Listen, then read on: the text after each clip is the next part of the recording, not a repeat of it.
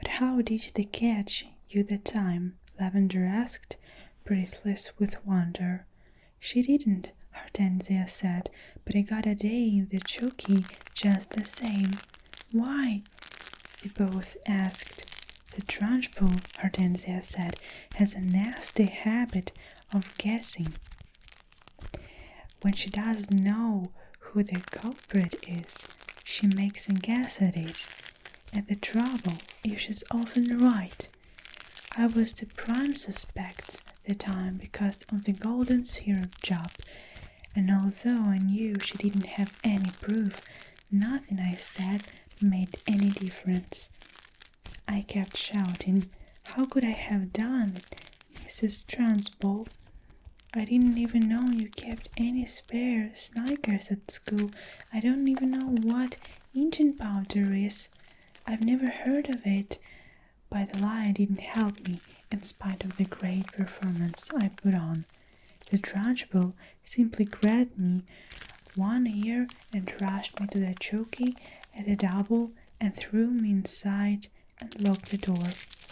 There was my second all-day stretch. It was absolute torture. I was spiked and cut all over, then I came out."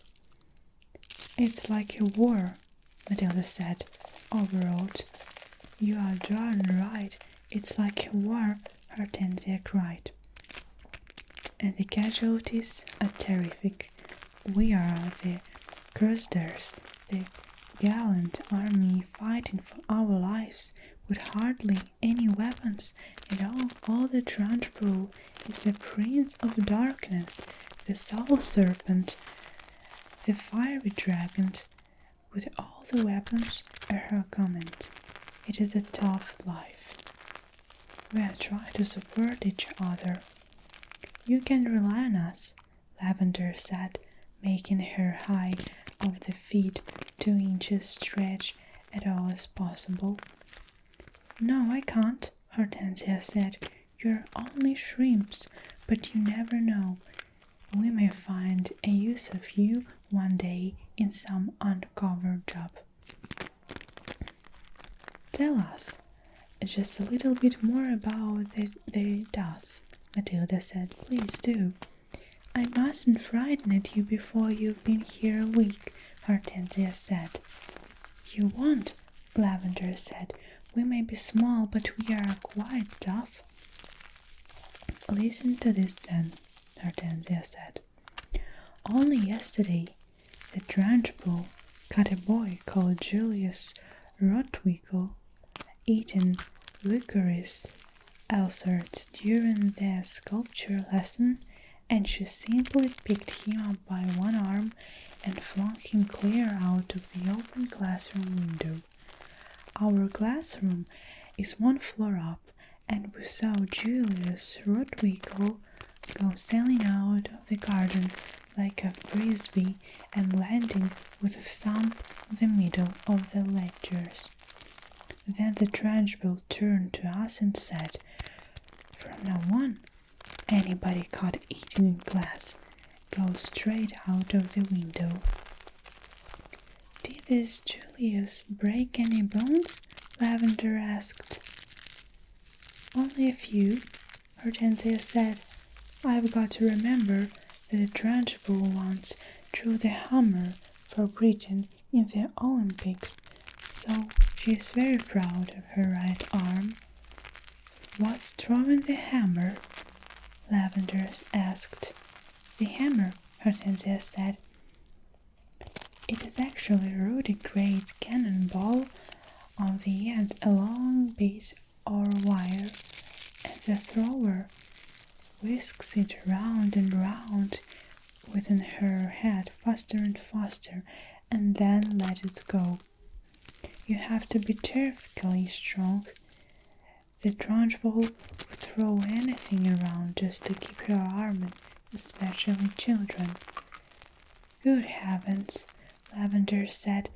"I once heard her say," Hortensia went on, "what a large boy is about the same weight as an Olympics hammer, and therefore is very useful for practicing with."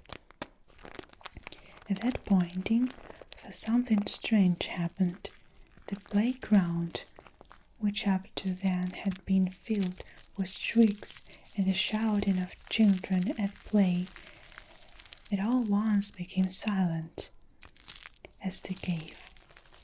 "Watch out," Hortensia whispered.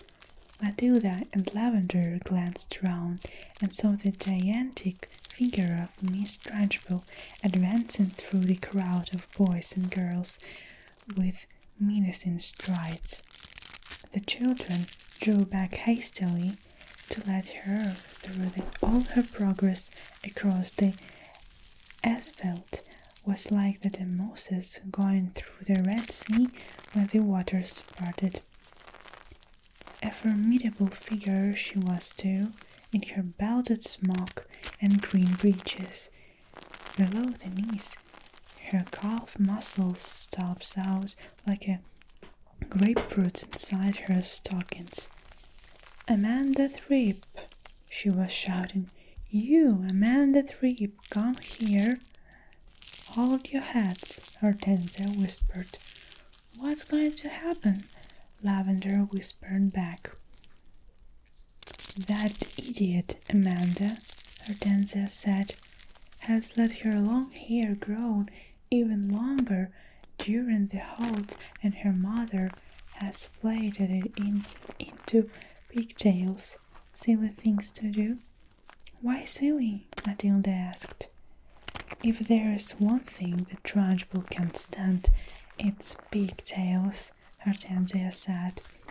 Matilda and Lavender saw the giant in green breeches advancing upon a girl, and about 10 or had pair of faint golden pigtails hanging over her shoulders. Each pigtail had a blue satin bow, and in the end of it was all looked very pretty. The girl wearing the pigtails, Amanda Thripp, stood quite still, watching the advancing giant, and all the expression of her face, one of that you might find on the face of a person who is trapped in a small field with an engaged ball which is charging flat out towards her. The girl was glued to the spot, terror-struck, bob-eyed, querying, knowing for certain that the day of the judgment had come for her at last. Miss Trunchbull had now reached the victim and stood towering over her. "I want those filthy pigtails off before you come back to school tomorrow," she barked. "Chop 'em off and throw 'em into the bus-bin. You understand?" Amanda, paralyzed with fright, managed to stuffer. Mommy likes them. She plays them for me every morning." "Your mommy's a twit," the Trunchbull bellowed, the pointer finger the size of the salami at the children's head, and shouted, "You look like a rat with a tail coming out of this hat." "Mommy thinks I look lovely, Miss Trunchbull," Amanda stuttered, shaking like a blanchmange. "I don't give a thinker to what your mommy thinks," the Trunchbull yelled, and with that she lunged forward and grabbed hold of Amanda's pigtails in her right fist and lifted the girl clean off the ground. Then she started swinging her round and round her head, faster and faster, and Amanda was screaming blue murder. The Trunchbull was yelling, "It'll give you pigtails, you little rat." "Shades of the Olympics," Hortensia murmured. "She's getting up speed, how just like she does with a hammer. 10 to 1's going to throw her." And now the Trunchbull was leaning back against the weight of the whirling girl and pivoting exactly on her toes, spinning round and round and soon Amanda Tripp was traveling so fast she became a blur, and suddenly, with a mighty grunt, the Trunchbull let go of the pigtails and Amanda went sailing like a rocket right over the wire fence of the playground and high up into the sky. "Well, Frosier," someone shouted from across the playground, and Matilda, who was mesmerized by the whole crazy affair, saw Amanda Tripp descending in a long graceful parabola onto the playing field beyond. She landed on the grass and bounced 3 times and finally came to rest. Then amazingly, she sat up. She looked a trifle dazed, and who could blame her? But after a minute or so she was on her feet again and tottering back towards the playground. The Trunchbull stood in the playground, dusting off her hands. "Not bad," she said, "considering I'm not in strict training. Not bad at all." Then she strode away. "She's mad," Hortensia said. "But don't the parents complain?" Matilda asked. "Would yours?" Hortensia asked. "I know mine wouldn't." "She treats the mother and fathers just the same as the children, and they are all scared to death of her. It'll be seeing you sometime, you two." And with that she sauntered away. Bruce Bogtrotter and the Cake. "How can she get away with it?" Lavender said to Matilda. "Surely the children go home and tell their mothers and fathers. I know my father would raise a terrific stink if I told him the headmistress had grabbed me by the hair and slung me over the playground fence." "No, he wouldn't," Matilda said, "and I'll tell you why. He simply wouldn't believe you." "Of course he would." "He wouldn't," Matilda said, "and the reason is obvious. Your story would sound too ridiculous to be believed, and it's a Trunchbull great secret." "What's this?" Lavender asked. Matilda said, "Never do anything by halves if you want to get away with it. Be odd, girls. Go to the whole hog. Make sure everything you do is so completely crazy it's unbelievable. No parent is going to believe this pigtail story, not in a million years. Mine wouldn't. They'd call me a liar." "In that case," the Lavender said, "Amanda's mother isn't going to cut her pigtails off." "No, she isn't," Matilda said. "Amanda will do it to herself. You see, if she doesn't." "Do you think she's mad?" Lavender asked. "Who?" "The Trunchbull." "No, I don't think she's mad," Matilda said, "but she is very dangerous. Being in this school is like being in a cage with a cobra. You have to be very fast on your feet." They got another example of how dangerous the headmistress could be on the very next day. During lunch, an announcement was made that the whole school should go into the assembly hall and be seated as soon as the meal was over. When all the 250 or so boys and girls were settled down in assembly, the Trunchbull marched onto the platform. None of the other teachers came in with her. She was carrying a riding crop in her right hand.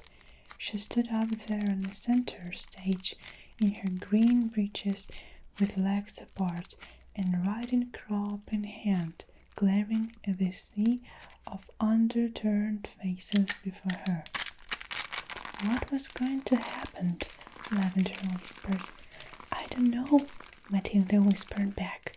The whole school waited for what was coming next. Bruce Bogtrotter, the Trundle barked suddenly. Where's the Bruce Bogtrotter? A hand shot out among the seated children. Come up here, the Trundle shouted, and look smart about it. An 11-year-old boy who was decidedly large and round stood and waddled briskly forward. He climbed up onto the platform. Stand over here, the Trunchbull ordered, pointing. The boy stood to one side. He looked nervous. He knew very well he wasn't up there to be presented with a prize.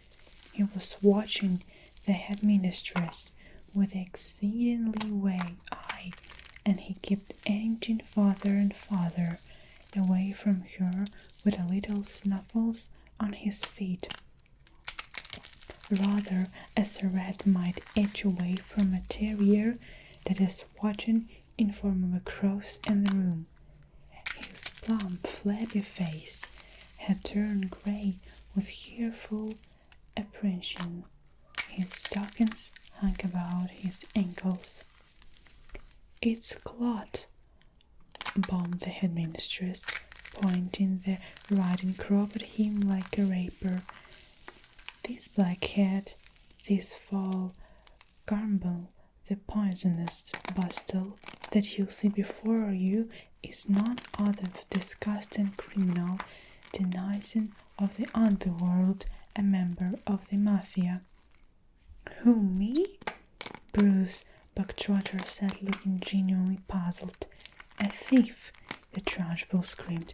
A crook, a pirate, a brigand, a rustler. Steady on, the boy said. I mean dash it all, headmistress. Do you deny, you miserable little gumboil? Do you plead not guilty? I don't know what you're talking about, the boy said, more puzzled than ever. I'll tell you what I'm talking about. I'm separating little blister. The Trunchbull shouted. Yesterday morning, during break, you sneaked like a serpent into the kitchen and stole a slice of my private chocolate cake from my tea tray. That tray just had been prepared for me personally by the cook. It was my morning snack, and as for the cake, it was my own private stock. That nut boy's cake.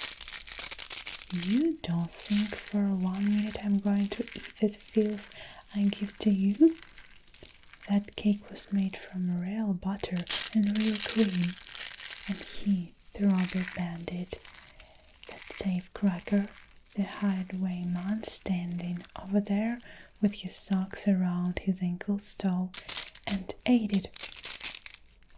I never did, the boy exclaimed, turning from the grey to white. Don't do it to me, brother, barked the Trunchbull. The cook saw you. What more, she saw you eating it. The Trunchbull paused to wipe a fleck of froth from her lips. When she spoke again, her voice suddenly softer, quieter, more friendly, and she leaned towards the boy, smiling. You like my special chocolate cake, don't you, Bogtrotter? It's rich and delicious. Isn't it, brother? Very good, the boy mumbled. The words were out before he could stop himself. You're right, the Trunchbull said. It is very good. Therefore, I think you should congratulate the cook. When a gentleman has had a particularly good meal, Bob Trotter, he has always sent his compliments to the chief. You didn't know that, did you, Brock Trotter? But those who inhabit the criminal underworld are not noted for their good manners. The boy remained silent. Cook, the trunchbull shouted, burning her head towards the door. Come on here, Buck Trotter wishes to tell you how good your chocolate cake is. The cook, a tall, shiver-shelled female, who looked as though her body juices had been dried out of her long ago, and as hot owned, walked onto the platform wearing a dirty white apron. Her entrance had clearly been arranged beforehand by the headmistress. Now then, Brock Trotter, the trunchbull boomed, tell cook what you think of her chocolate cake. Very good, the boy mumbled. You could see he was now beginning to wonder what all this was leading up to. The only thing he knew for certain was that the law affordable the trunchbull to hit him with a riding crop that she kept smacking against her thoughts. There was some comfort, but not much, because the trunchbull was totally unpredictable. One never knew what she was going to do next. There you are, cook, the trunchbull cried. Brock Trotter likes your cake. He adores your cake. Do you have any more of your cake you could give him? I do indeed, the cook said, seemed to have learned her lines by heart. Then go and get it, and bring a knife to cut it with. The cook disappeared. Almost at once she was back again, stuttering under the weight of an enormous round chocolate cake on a china platter. The cake was fully 18 inches in diameter, and it was covered with dark brown chocolate icing. Put it on the table, the trunchbull said.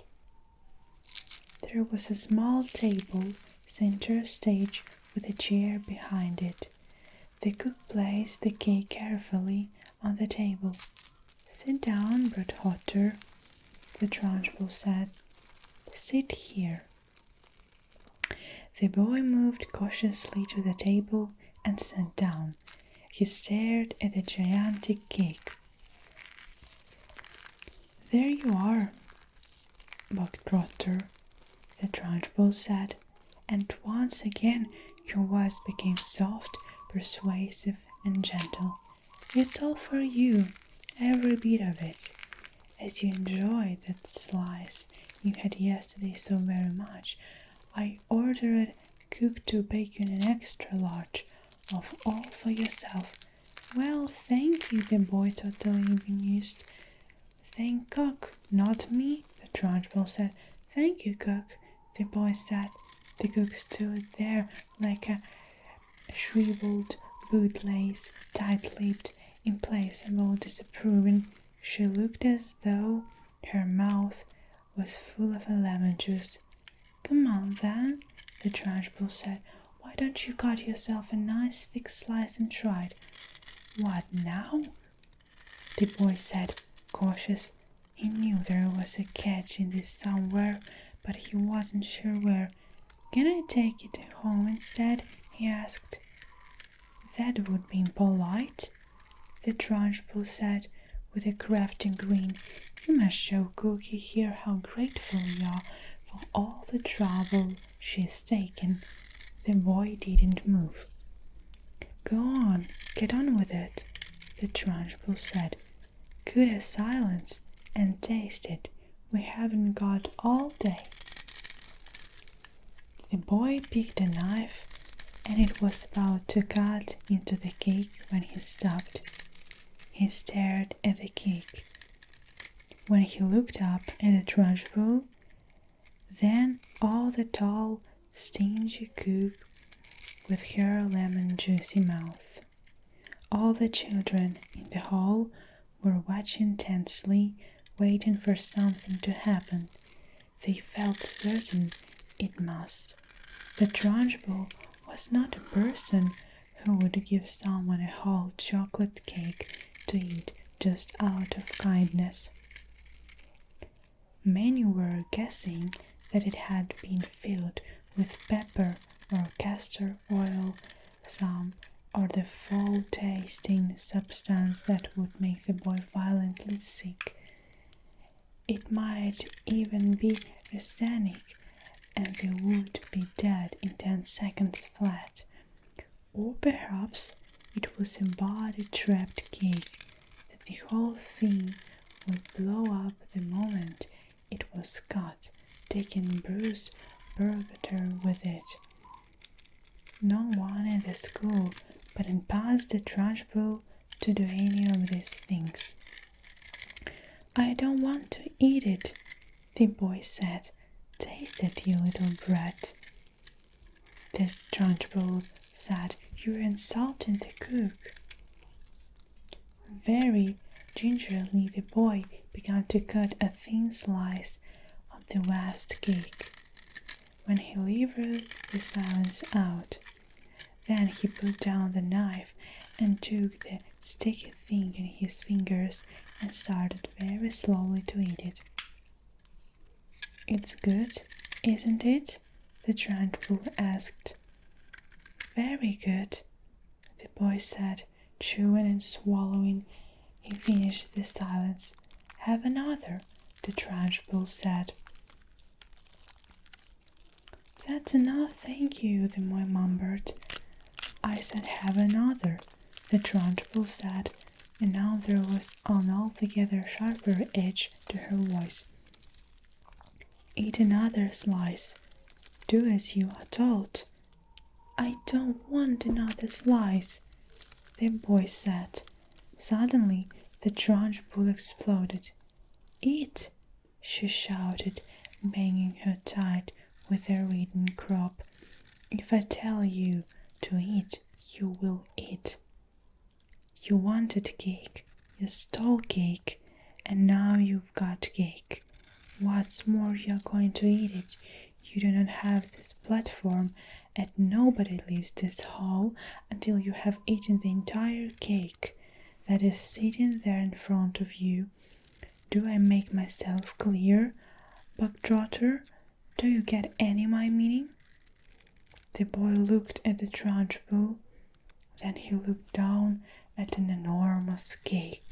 "Eat, eat, eat!" the Trunchbull was yelling. Very slowly the boy cut himself another slice and began to eat it. Matilda was fascinated. "Do you think he can do it?" she whispered to Lavender. "No," Lavender whispered back. "It's impossible. He'd be sick before he was halfway through." The boy kept going. When he had finished the second slice, he looked at the Trunchbull hesitating. "Eat," she shouted. "Greedy little thieves who like to eat cake must have cake. Eat faster, boy, eat faster. We don't want to be here all day. And don't stop like you are doing now. Next time you stop before it's all finished, you'll go straight into the jockey, and I shall lock the door and throw the key down the well." The boy cut the third slice and started to eat it. He finished the one quicker than the other and two, and then there was done. He immediately picked up the knife and cut the next slice. In some peculiar way, he seemed to be getting into his stride. Matilda, watching closely, saw no sign of distress in the boy yet. If anything, he seemed to be gathering confidence as he went along.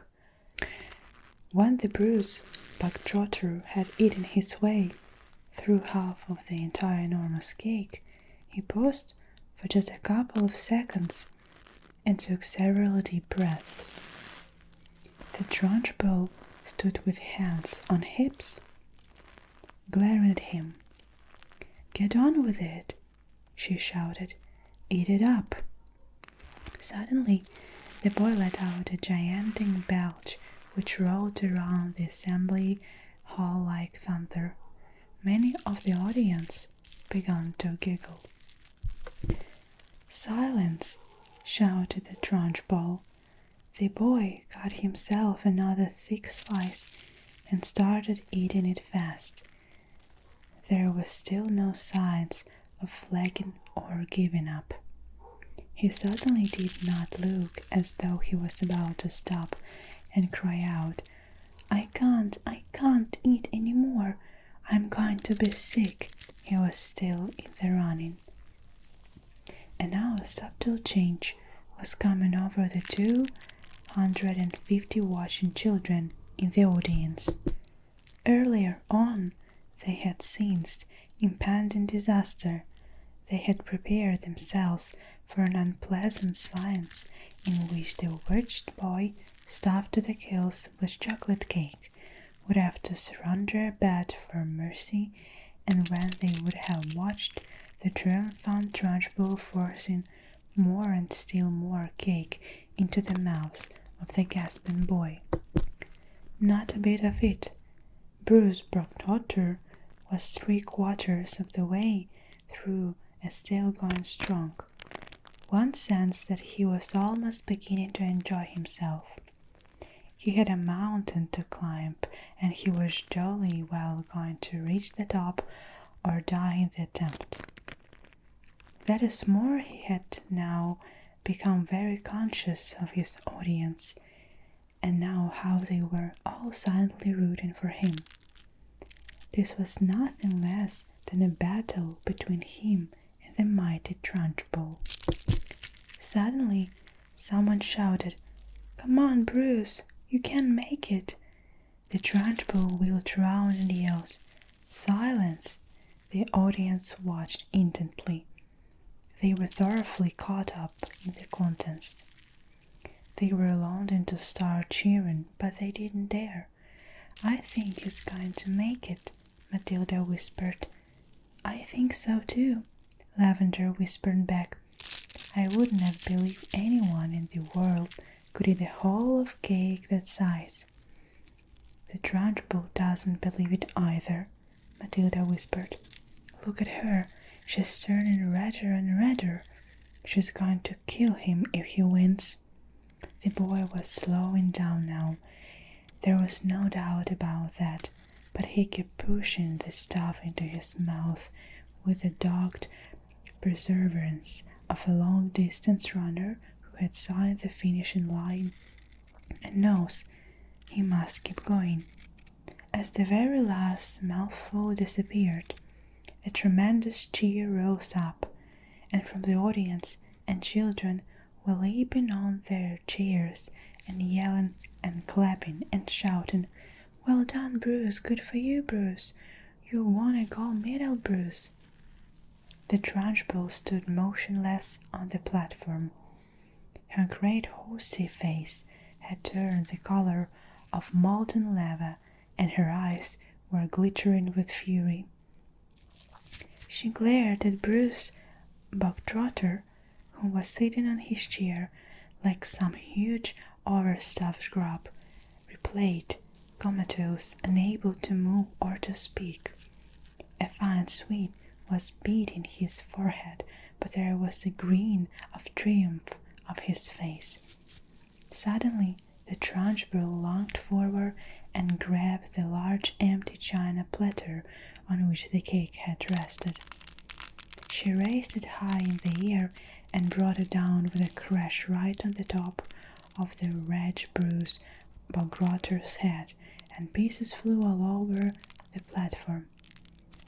The boy was now so full of cake he was like a sackful of wet cement, and couldn't have hurt with the Sligerhammer.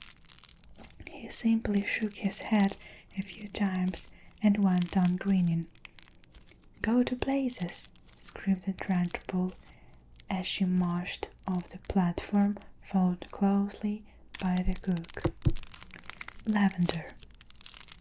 In the middle of the first week of Matilda's first term, Miss Honey said to the class, "I have something important news for you, so listen carefully." "You do, Matilda. Put that book down for a moment and pay attention." Small eager faces looked up and listened. "It is the headmistress' custom," Miss Honey went on, "to take over the class for one period each week. She does this every class in the school, and each class had a fixed day and fixed time.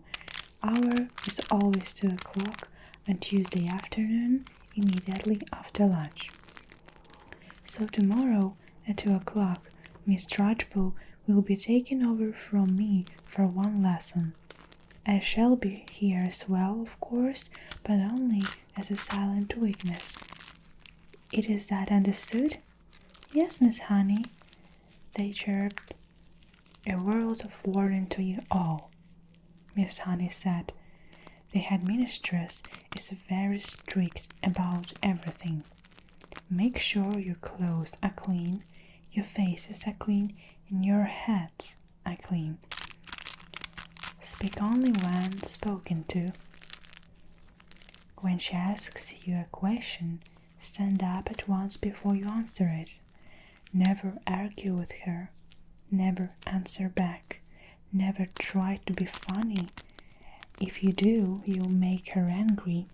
And when the headmistress gets angry, you had better watch out." "You can say that again," Lavender murmured.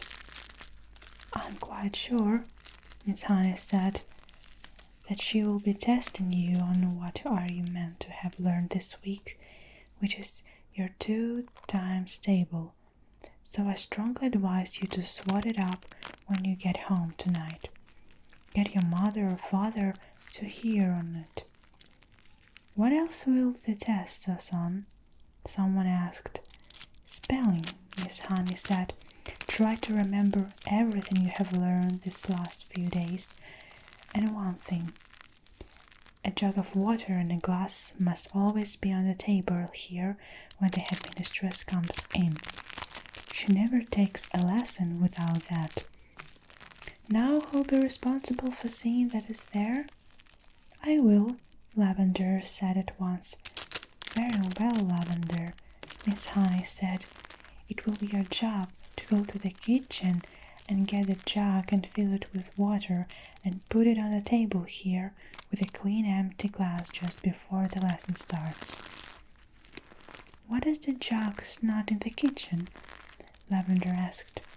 "There are a dozen headmistress jugs and glasses in the kitchen," Miss Honey said. "They are used all over the school." "I won't forget," Lavender said. "I promise I won't." Already Lavender screaming mind was going over the possibilities that this water jug job had opened it up for her. She longed to do something truly heroic. She admired the other girl, Hortensia, to distraction for the daring deeds she had performed in the school. She also admired Matilda, who had sworn her to the secrecy about the parrot job she had brought off at home, and also the great hair oil which had bleached her father's head. It was her turn now to become a heroine, if only she could come up with a brilliant plot. On the way home from school that afternoon she began to mull over the various possibilities, and then at last the germ of a brilliant idea hit her. She began to explain on it and lay her plans with the same kind of care the Duke of Wellington had done before the Battle of Waterloo.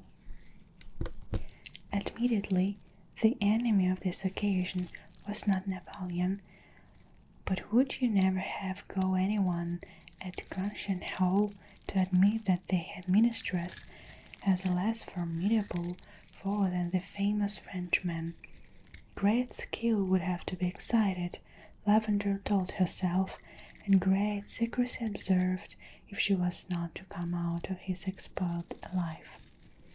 There was a muddy pond at the bottom of Lavender's garden, and this was the home of a colony of newts. The newt, although fairly common in English ponds, is not often seen by ordinary people because it is a shy and murky creature. It is an incredibly ugly, gruesome-looking animal, rather like a baby crocodile, but with a shorter head. It is quite harmless, but doesn't look it. It is about 6 inches long and very slimy, with a greenish-gray skin on the top and an orange-colored belly underneath. It is, in fact, an amphibian which can live in or out of water. That evening, Lavender went to the bottom of the garden, determined to catch a newt. They are swiftly moving animals and not easy to get hold of. She lay on the bank for a long time, waiting patiently until she spotted a whooper. Then, using her school hat as a net, she swooped and caught it. She had lined her pencil box with pondweed ready to receive the creature, but she discovered that it was not easy to get the newt out of the hat and into the pencil box. It wriggled and screamed like quicksilver, and apart from that, the box was only just long enough to take it. When she did get it at last, she had to be careful not to trap and tail in the lid when she slid it closed. A boy next door, called Rupert Entwistle, had told her that if you chopped off a newt's tail, the tail stayed alive and grew into another newt 10 times bigger than the first one. If it could be the size of an alligator, Lavender didn't quite believe that, but she was not prepared to risk it happening. Eventually, she managed to slide the lid of the pencil box right home, and the newt was hers. Then, on the second thought, she opened the lid just the tiniest fraction so that the creature could breathe. The next day, she carried her secret weapon to his school in her saddle. She was tidying with excitement. She was longing to tell Matilda about her plan of battle. In fact, she wanted to tell the whole class, but she finally decided to tell nobody. It was better than way because then no one, even then I put under this most severe torture, would be able to name her as the culprit. Lunchtime came. Today it was sausages and baked beans, Lavender's favorite, but she couldn't eat it. "Are you feeling all right, Lavender?" Miss Honey asked from the head on the table. "I had such a huge breakfast," Lavender said. "I really couldn't eat a thing." Immediately after lunch, she dashed off to the kitchen and found one of the Trunchbull famous jugs. It was a large boiling thing made of a blue glazed pottery. Lavender filled it half full of water and carried it, together with a glass, into the classroom and sat into the teacher's table. The classroom was still empty. Quick as a flash, Lavender go to her pencil box from her satchel and slide open the lid just a tiny bit. The newt was lying quite still. With great care, she held the box over the neck of the jug and pulled the lid fully open and tipped the newt in. There was a plop as it landed in the water, when it splashed round wildly for a few seconds before settling down. And now, to make the newt feel more at home, Lavender decided to give it all the pondweed from the pencil box as well. The deed was done. All was ready. Lavender put her pencils back into the rather damp pencil box and returned it to its correct place on her own desks.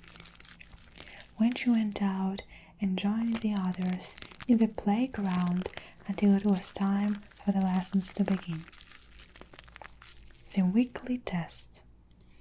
At 2 o'clock sharp the class assembled, including Miss Honey, who noted that the jug of water and the glasses were in the proper place. When she took up a position standing right at the back, everyone waited. Suddenly, it mashed the gigantic finger of the headmistress in her belted smock and green breeches.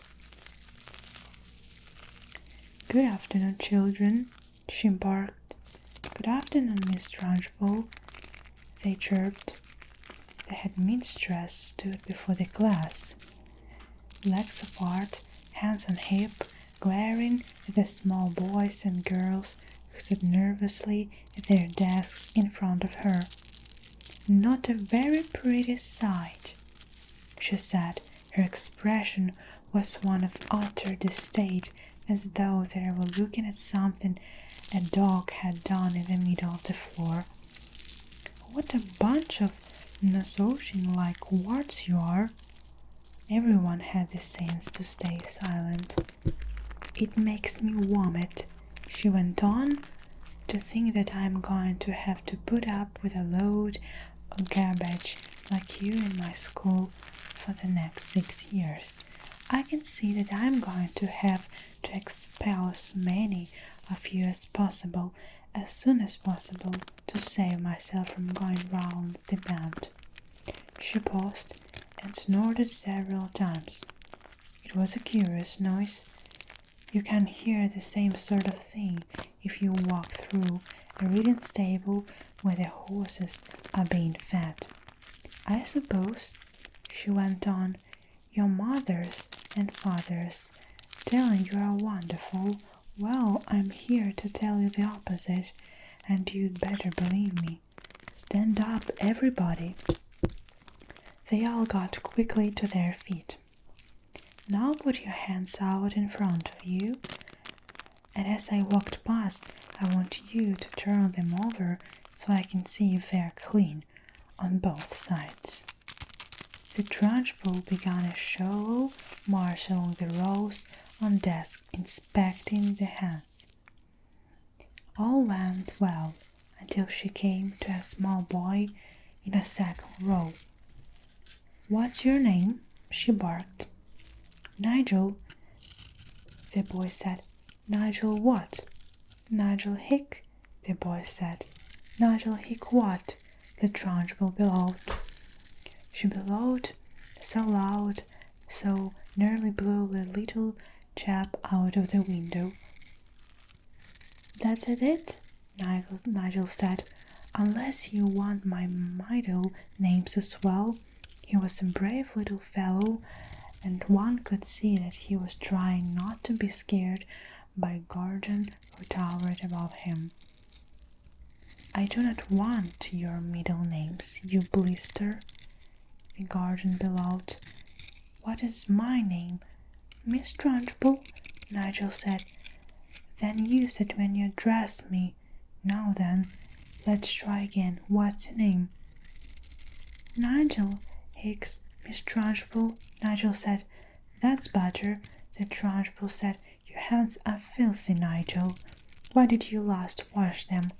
"Well, let me think," Nigel said. "That's rather difficult to remember exactly. It could have been yesterday, or it could have been the day before." The Trunchbull's whole body and face seemed to swell up as though they were being inflated by a bicycle bump. "I knew it," she bellowed. "I knew as soon as I saw you that you were nothing but a piece of filth. What's your father's job? Sewage worker?" "He's a doctor," Nigel said, "and a jolly good one. He says we're all covered with bugs anyway. That is, a bit of extra dirt never hurts anyone."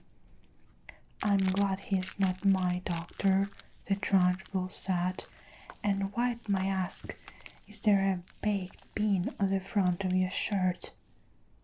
We had them for lunch, Miss Trunchbull. And do you usually put your lunch on the front of your shirt, Nigel? Is that what this famous Dr. Father of yours has taught you to do?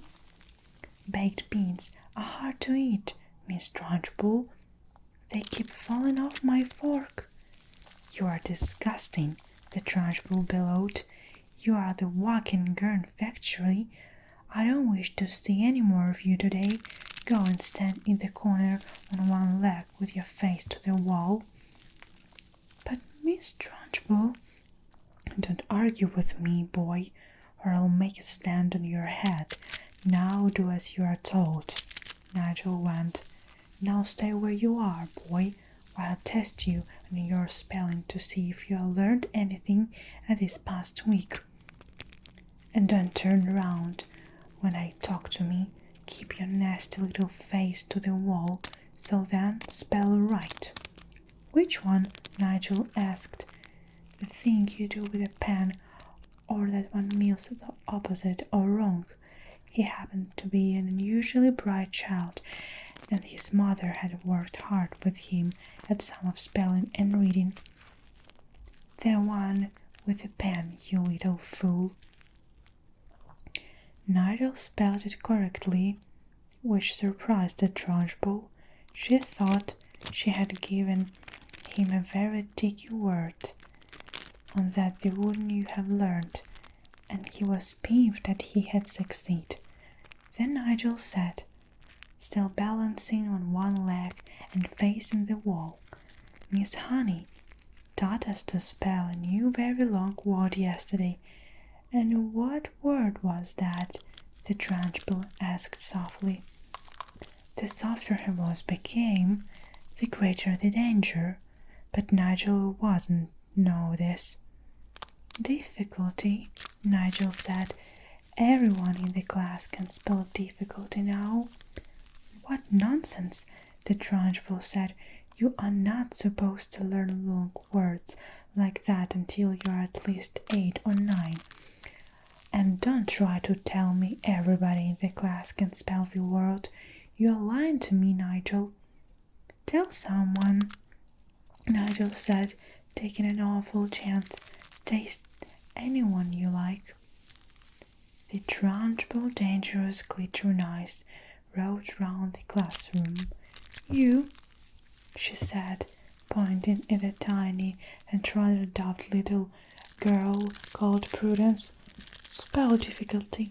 Amazingly, Prudence spelled it correctly and without a moment's hesitation. The Trunchbull was properly taken aback. She snorted, and I suppose Miss Honey wasted the whole of the lesson teaching you to spell that one single word? Oh no, she didn't, peeped Nigel. Miss Honey taught it to us in 3 minutes, so we'll never forget it. She teaches us lots of words in 3 minutes. And what exactly is this magic method, Miss Honey? Asked the headmistress. I'll show you, peeped out the brave Nigel again, coming to Miss Honey's rescue. Can I put my other foot down and turn round, please, while I show you? You may not, neither, snapped the Trunchbull. Stay as you are and show me the same. All right, the Nigel said, gobbling crazy on his one leg. Miss Honey gives us a little song about each word, and we all sing it together, and we learn to spell it in no time.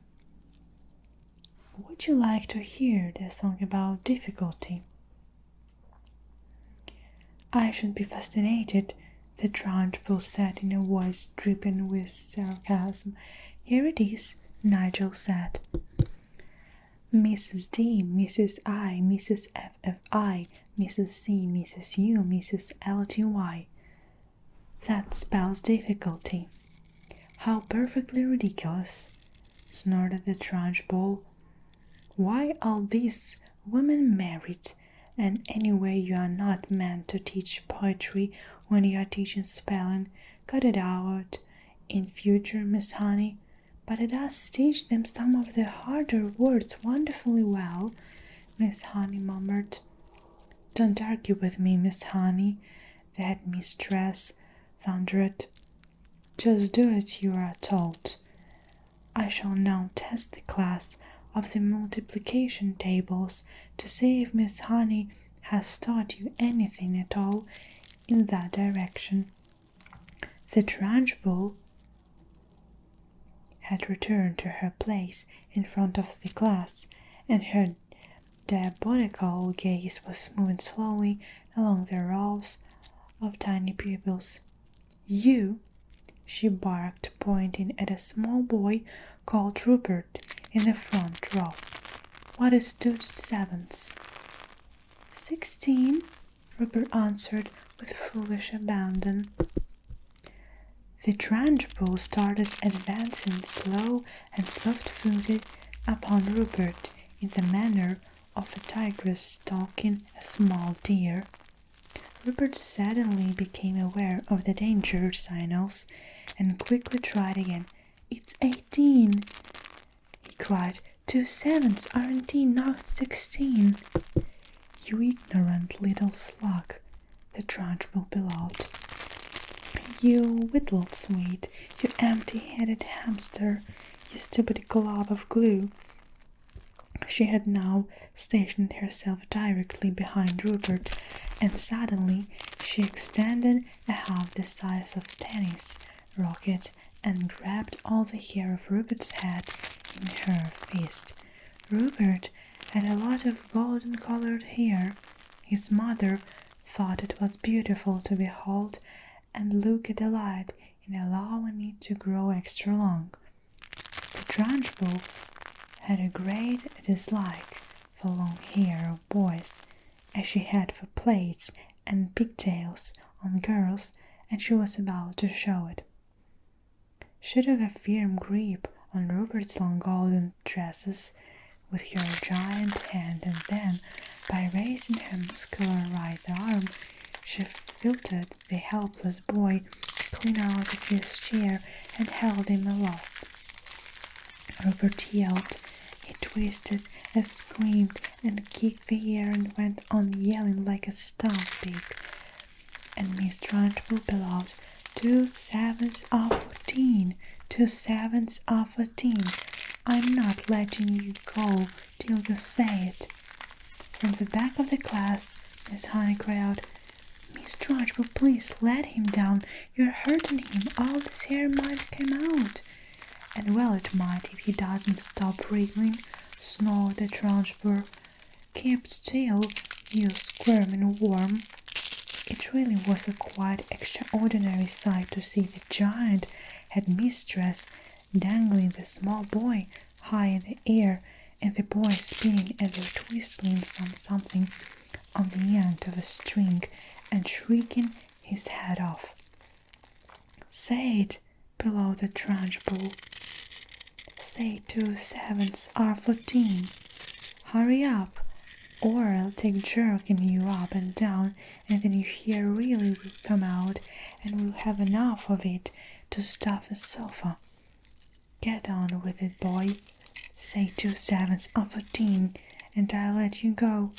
2 7ths are 14, gasped Rupert, whereupon the Trunchbull, true to her word, opened her hand and quite literally let him go. He was a long way off the ground when he realized him as plump as the earth and hissed the floor and bounced like a football. Get up and stop whimpering, the Trunchbull barked. Rupert got up and went up to his desk, massaging his scalp with both hands.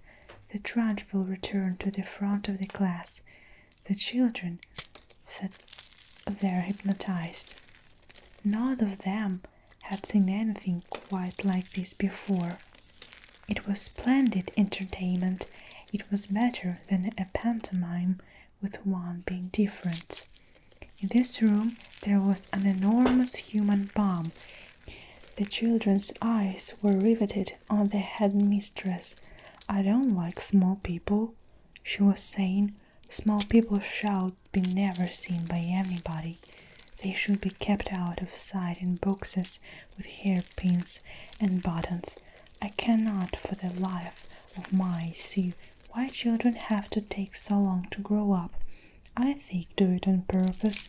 Another extremely brave little boy in the front of row spoke up and said, "But surely you were a small person once, Miss Trunchbull, weren't you?" "I was never a small person," she snapped. "I've been large all my life, and I don't see why others can't be the same way." "But you must have started out as a baby," the boy said. "Me? A baby?" shouted the Trunchbull. "How dare you suggest such a thing? What cheek! What eternal insolence! What's your name, boy? And stand up when you ask to me." The boy stood up. "My name is Eric Ink, Miss Trunchbull," he said. "Eric what?" the Trunchbull shouted. "Eric Ink," the boy said. "Don't be an ass, boy. There is no such name. Look at the phone book," Eric said. "You'll see my father there under ink." "Very well, then," the Trunchbull said. "You might be ink, young man, but let me tell you something. You are not indelible. You'll soon rub out if you try getting clever with me. Spell that." "I don't understand," Eric said. "What do you want me to spell?" "Spell what, you idiot? Spell the word what?" "W-O-T?" Eric said, answering too quickly. There was a nasty silence. "I'll give you one more chance," the Trunchbull said, not moving. "Oh yes, I know," Eric said. "It's got an H in it. W-H-O-T. It's easy." In 2 large strides the Trunchbull was behind Eric's desk, and there as he stood, a pillar of doom towering over the helpless boy. Eric glanced fearfully back over his shoulder at the monster. "I was right, wasn't I?" he murmured nervously. "You were wrong," the Trunchbull barked. "In fact, you strike me as a sort of poisonous little bookmark that will always be wrong. You say wrong, you look wrong, you speak wrong, you are wrong all around. I'll give you some more chance to be right. Spell what?" Eric hesitated. He said very slowly, "It's now W-Y-O-T, and it's not W-Y-H-O-T. I know it must be W-Y-H-O-T-T." Standing behind Eric, the Trunchbull reached out and took hold of his boy's 2 ears, one with each hand, pinching them between forefinger and thumb. "Ow!" Eric cried. "Ow, you're hurting me!" "I haven't started yet," the Trunchbull said briskly.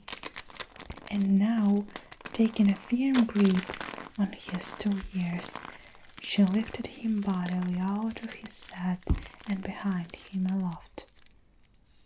Like Robert before him, Eric squealed like the house down. From the back of the classroom, Miss Honey cried out, "Miss Trunchbull, don't, please, let him go. His ears might come off." "They'll never come off," the Trunchbull shouted back. "I have discovered through long experience, Miss Honey, that the ears of a small boy are stuck very firmly to their heads." "Let him go, Miss Trunchbull, please," begged Miss Honey. "You could damage him, you really could. You could wrench them right off." "Ears never come off," the Trunchbull shouted. "They stretch most marvelously like dishes are doing now, but I can assure you they never come off." Eric was squealing louder. than ever and pedaling the air with the legs. Matilda had never been before seen a boy, or anyone else, so that matter, held aloft by his ears alone. Like Miss Honey, she felt sure both ears were going to come off at any moment with all the weight that was on them. The Trunchbull was shouting the word what it spelled, W-Y-H-A-T. Now spell it, you little wart. Eric didn't hesitate. He had learned from watching Rupert a few minutes before that the quicker you answered, the quicker you were released. W-Y-H-E-T, she quilled, spells that. Still holding him by the ears, the Trunchbull lowered him back into his chair behind his desk. Then she marched back to the front of the class, dusting off her hands one against the other, like someone who has been handing something rather grimy. "That's the way to make them learn, Miss Honey," she said. "You take it from me, it does not go just telling them. You've got to hammer it into them. There is nothing like little twisting and twiddling to encourage them to remember things. It concentrates their minds wonderfully. You could do them permanent damage, Miss Trunchbull," Miss Honey cried out. "Oh, I have. I'm quite sure I have," the Trunchbull answered, grinning. "Eric's ears will have stretched quite considerably in the last couple of minutes. They'll be much longer now than they were before. There is nothing wrong with that, Miss Honey. I'll give him an interesting pixie look of the rest of his life." "But Miss Trunchbull—" "Oh, do shut up, Miss Honey. You're as sweat as any of them. If you can't cope in here, then you can go and find a job in some cotton wool private school for rich brats. Then you have been teaching for as long as I have, you realize that it is not good at all being kind to children. Read Nicholas Nickley, Miss Honey, by Mr. Dickens. Read out of Mr. Wackford's Queens, an admirable headmister of Dirty Boys' Hall. He knew how to handle the little brutes, didn't he? He knew how to use the bitch, didn't he? He kept their backsides so warm you could have fried eggs and bacon of them. A fine book that, but I don't suppose the bunch of morons we've got there will ever read it, because by the book of them they're never going to learn to read anything." "I've read," Matilda said quietly. The Trunchbull flicked her head round and looked carefully at a small girl with dark hair and deep brown eyes, sitting in the second row. "What did you say?" she asked sharply. "I said I've read it, Miss Trunchbull." "Read what?" "Nicholas Nickleby, Miss Trunchbull." "You are lying to me, madam," the Trunchbull shouted, glaring at Matilda. I doubt there's a single child in the entire school who had read that book, and they are you and enchanted shrimps sitting in the lowest from there is, trying to tell me a whooping great lie like that. Why do you do it? You must take me for a fool. Do you take me for a fool, child? Well, Matilda said. Then she hesitated. She would like to have said, yes, said jolly well do, but that would have been suicide. Well, she said again, still hesitating, still refusing to say no. The Trunchbull sensed that the child was thinking, and they didn't like it. Stand up when you speak to me, she snapped. What's your name? Matilda stood up and said, My name is Matilda Wormhood, Miss Trunchbull. Wormhood, isn't it? The Trunchbull said. Is that case you must be daughter of that moon who owns Wormhood Motors? Yes, Miss Trunchbull. He's a crook, the Trunchbull shouted. A week ago he sold me a second-hand car that he said was almost new.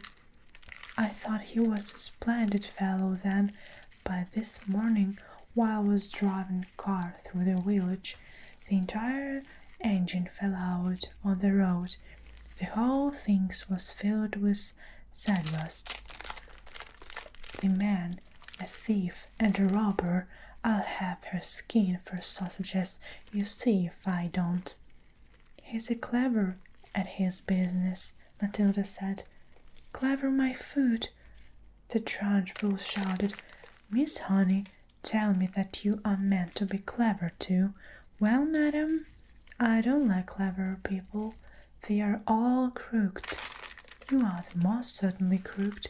Before I fell out with your father, behold me someone very nasty stories about the way you behaved at home.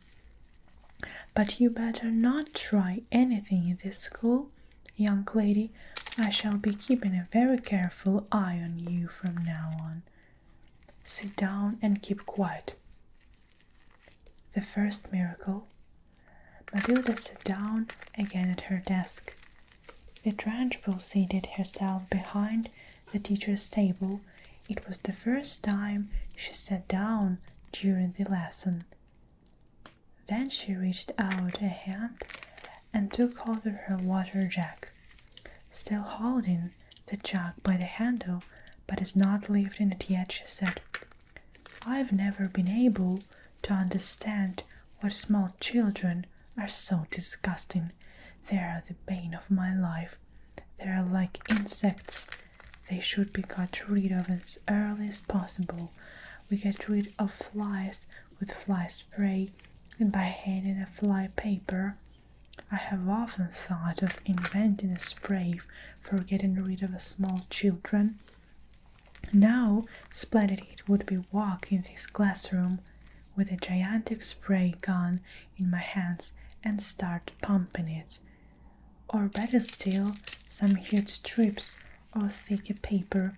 I would hand them all around the school and you'd all get stuck to them, and what would be the end of it? Wouldn't that be a good idea, Miss Honey? If it's meant to be a joke, headmistress, I don't think it's a very funny one, Miss Honey said from the back of the class. You wouldn't, would you, Miss Honey? The Trunchbull said. And it's not meant to be a joke.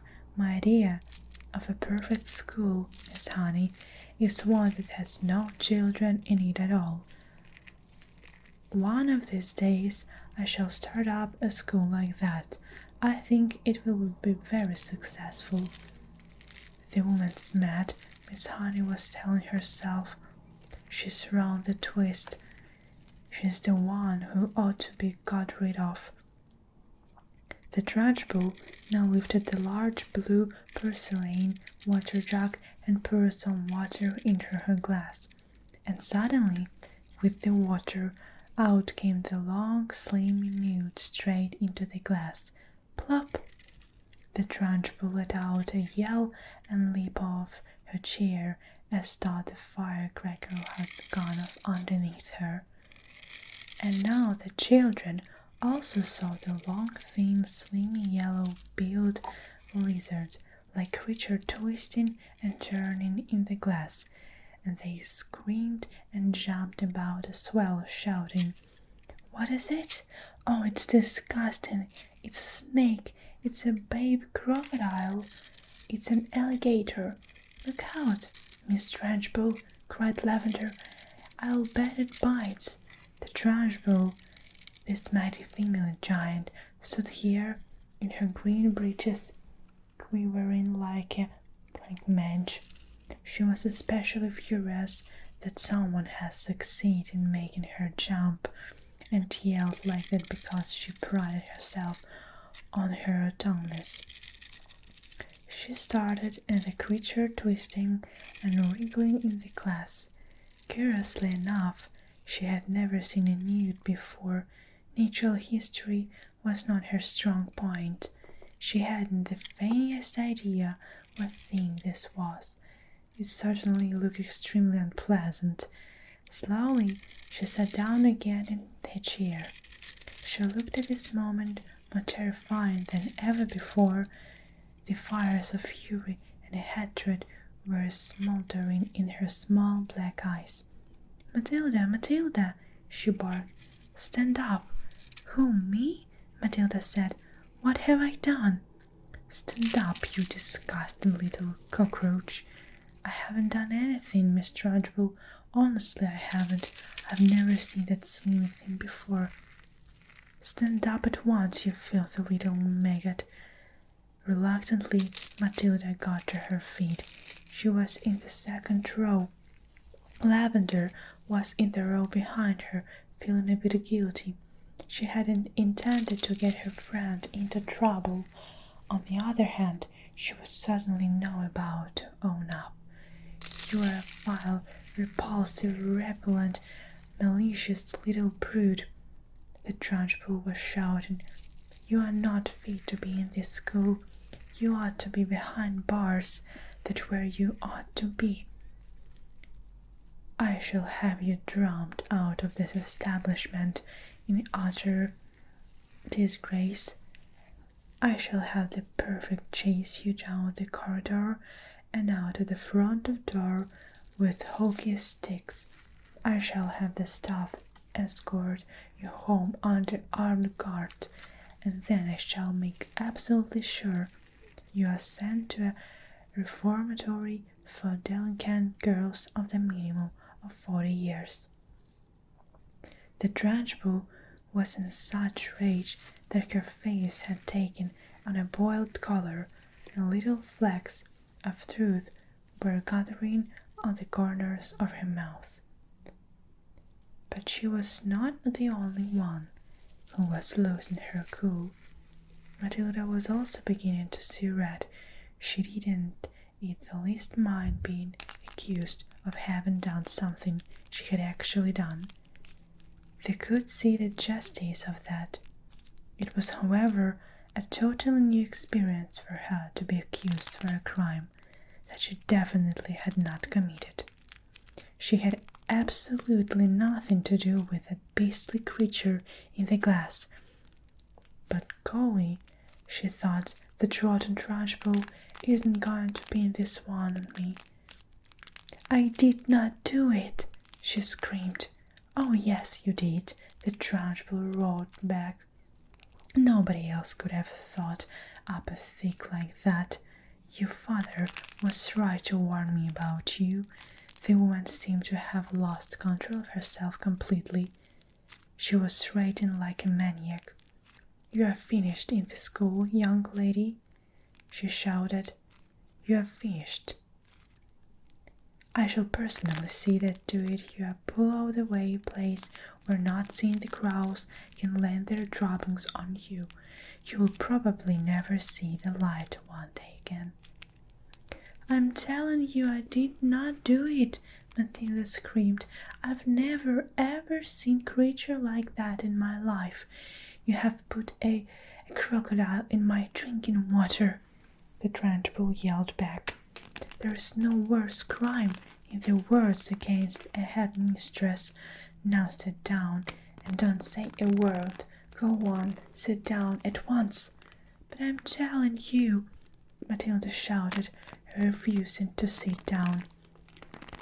"I'm telling you to shut up," the Trunchbull roared. "If you don't shut up at once and sit down, I shall remove my belt and let you have it with the end of the buckle." Slowly Matilda sat down. Oh, the rottenness of it all, the unfairness! How dare they expel her for something that she hadn't done? Matilda felt herself getting angrier and angrier and angrier, so unbearably angry that something was bound to explode inside her very soon. The newt was still squirming in the tail glass of water. It looked horribly uncomfortable, and the glass was not big enough for it. Matilda glared at the Trunchbull. How she hated her! She glared at the glass with the newt in it. She longed to march up and grab the glass and tip the contents, nude and all, over the Trunchbull's head. She trembled to think that the Trunchbull would to go, and she did that.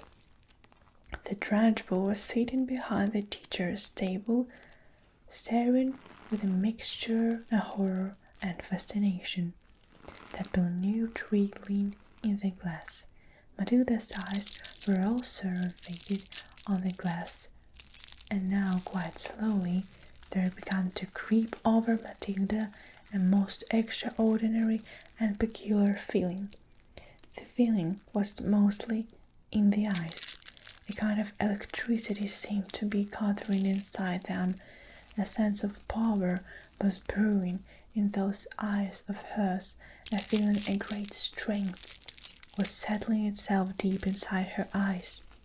But there was also another feeling, which was something else altogether, and which she could not understand. It was like flashes or lightning. Little waves of lightning seemed to be flashing out of her eyes.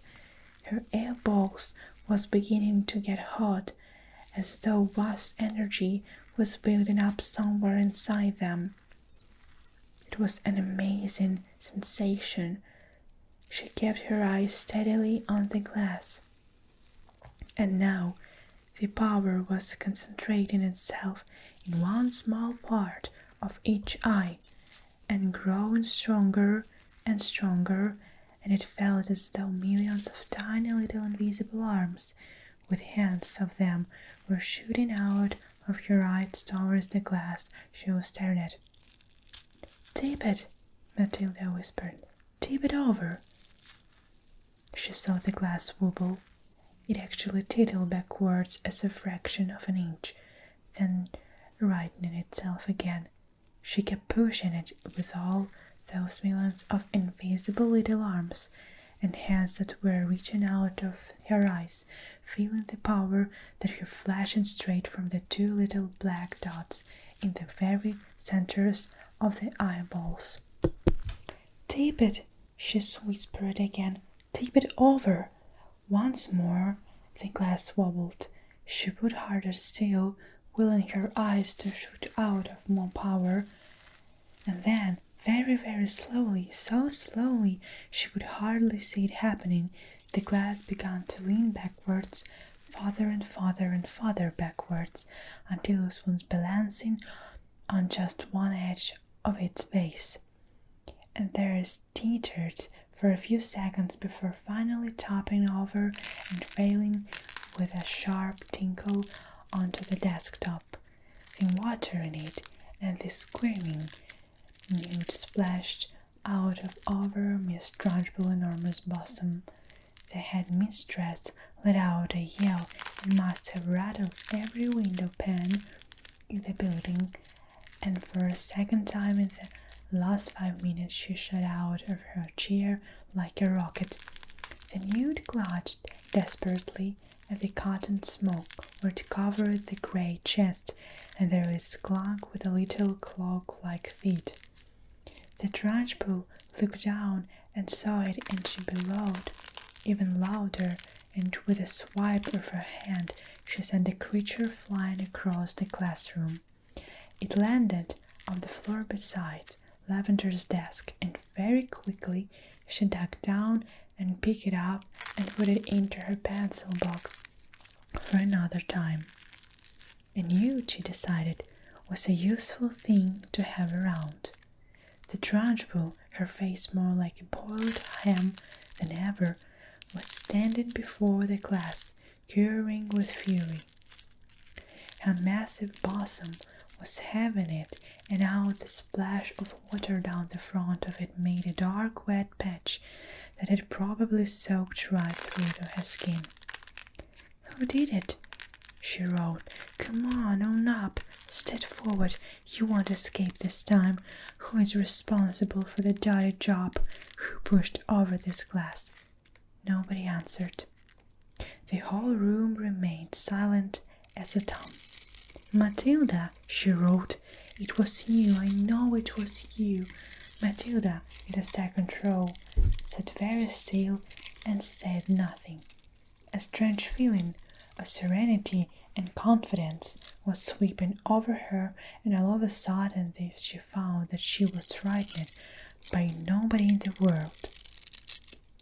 With the power of her eyes alone, she had compelled a glass of water to tip and still its contents over the horrible headmistress and anybody who could do anything.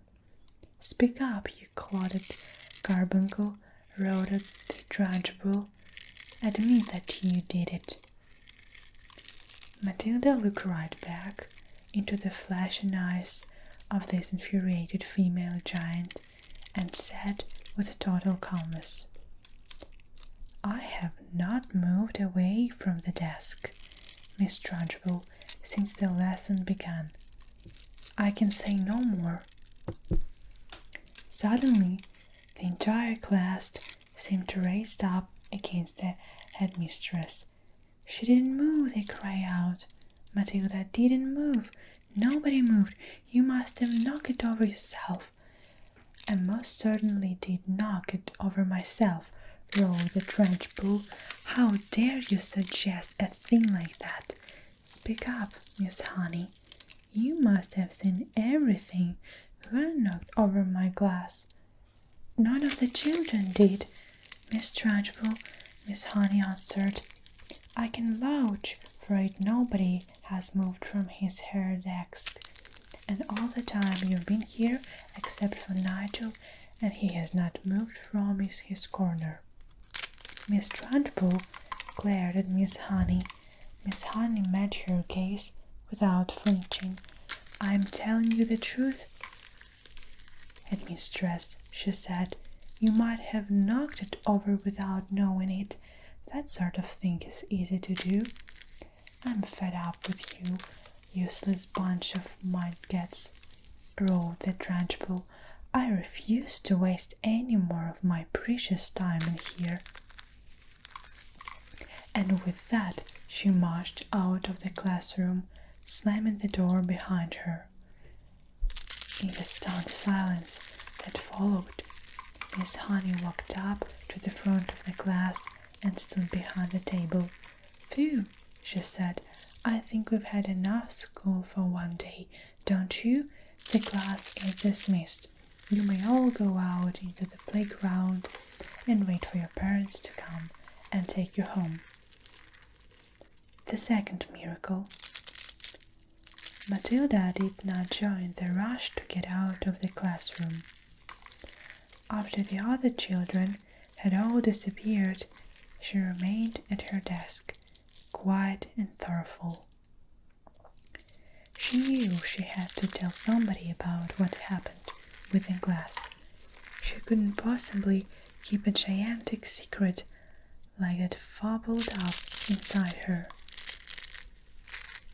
What she needed was just one person, one wise and sympathetic grown-up who would help her to understand the meaning of this extraordinary happening. Neither her mother nor her father would be of any use at all. If they believed her story, and if it was doubtful they would, they almost certainly would fail to realize that an astonishing event it was that had taken place in the classroom that afternoon. On the spur of the moment, Matilda decided that the one person would like to confide it was Miss Honey. Matilda and Miss Honey were now the only two left in the classroom. Miss Honey had seated herself at her table and was filtering through some papers. Miss Honey became instantly alert. ever since the two disastrous meetings she had had recently about Matilda, the first with the headmistress and the second with the dreadful Mr. and Mrs. Wormwood. Miss Honey had been thinking a great deal about this child and wondering how she could help her. And now here was Matilda sitting in the classroom with a curiously exiled look on her face and asking if she could have a private talk. Miss Honey had never seen her looking so wide-eyed and peculiar before. "Yes, Matilda," she said.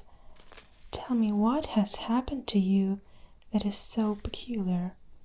Miss Trunchbull isn't going to expel me, is she?" Matilda asked, "because it wasn't me who put the creature in her jug of water. I promise it wasn't." "I know it wasn't," Miss Honey said. "I'm going to be expelled?" "I think not," Miss Honey said. "The headmistress simply got a little overexcited, that's all." "Good," Matilda said, "but that isn't that I want to talk to you about." "What do you want to talk to me about, Matilda?" "I want to talk to you about the glass of water with the creature in it," Matilda said. "You saw it spilling all over Miss Trunchbull, didn't you?" "I did indeed." "Well, Miss Honey, I didn't touch it. I never went near it." "I know you didn't," Miss Honey said.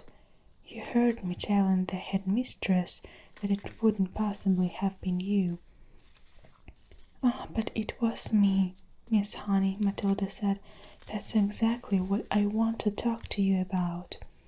Miss Honey paused and looked carefully at the child. "I don't think I quite follow you," she said. "I got so angry at being accused of something I hadn't done that I made it happen." "You made what happen, Matilda?" "I made the glass tip water." "Still don't quite understand what you mean," Miss Honey said gently. "I did it with my eyes," Matilda said.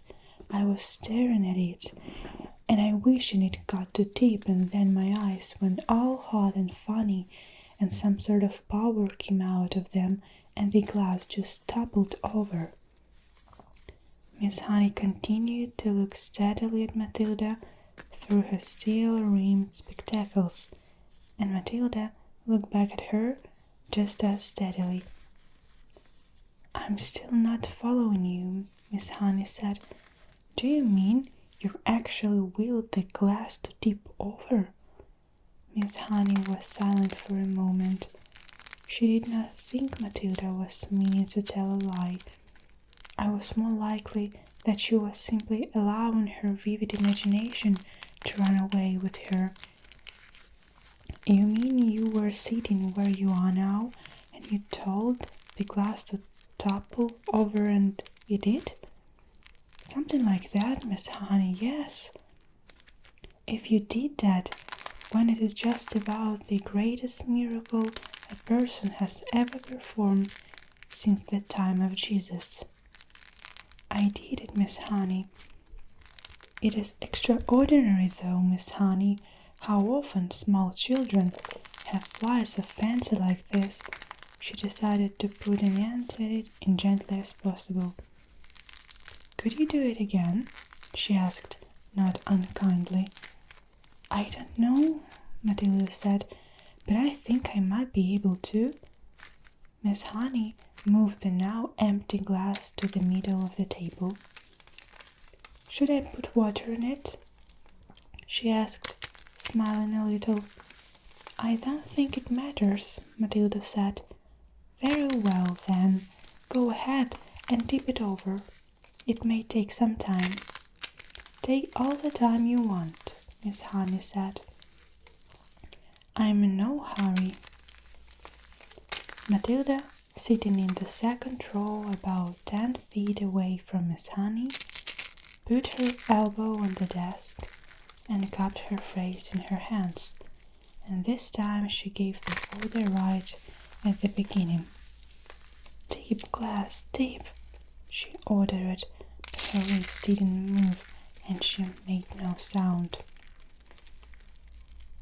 She simply shouted the words inside her head, and now she concentrated the whole of her mind and her brain and her will up into her eyes, and once again, but much more quickly than before, she felt the electricity gathering, and the power was beginning to surge, and the hotness was coming into the eyeballs, and then the millions of tiny invisible arms with hands on them were shooting out towards the glass, and without making any sound at all she kept on shouting inside her head for the glass to go over. She saw it wobble, then it diddled, then it doubled right over and fell with a tinkle onto the tabletop, not 12 inches from Miss Honey's folded arms. Miss Honey's mouth dropped open and her eyes stretched so wide you could see the whitest all around. She didn't say a word. She couldn't. The shock of seeing the miracle performed had stuck her dumb. She gaped all the glass, leaning well away from it now as though it might be a dangerous thing. Then slowly she lifted her head and looked at Matilda. She saw the child, white in the face, as white as paper, trembling all over, the eyes glazed, staring straight ahead and seeing nothing. The whole face was transfigured, the eyes round and bright, and she was sitting there spectacles, quite beautiful in a base of silence. Miss Honey waited, trembling a little herself, and watching the child as she slowly steered herself back into consciousness. And then suddenly, click, went her face into a look of almost seraphic calm. "I'm all right," she said and smiled.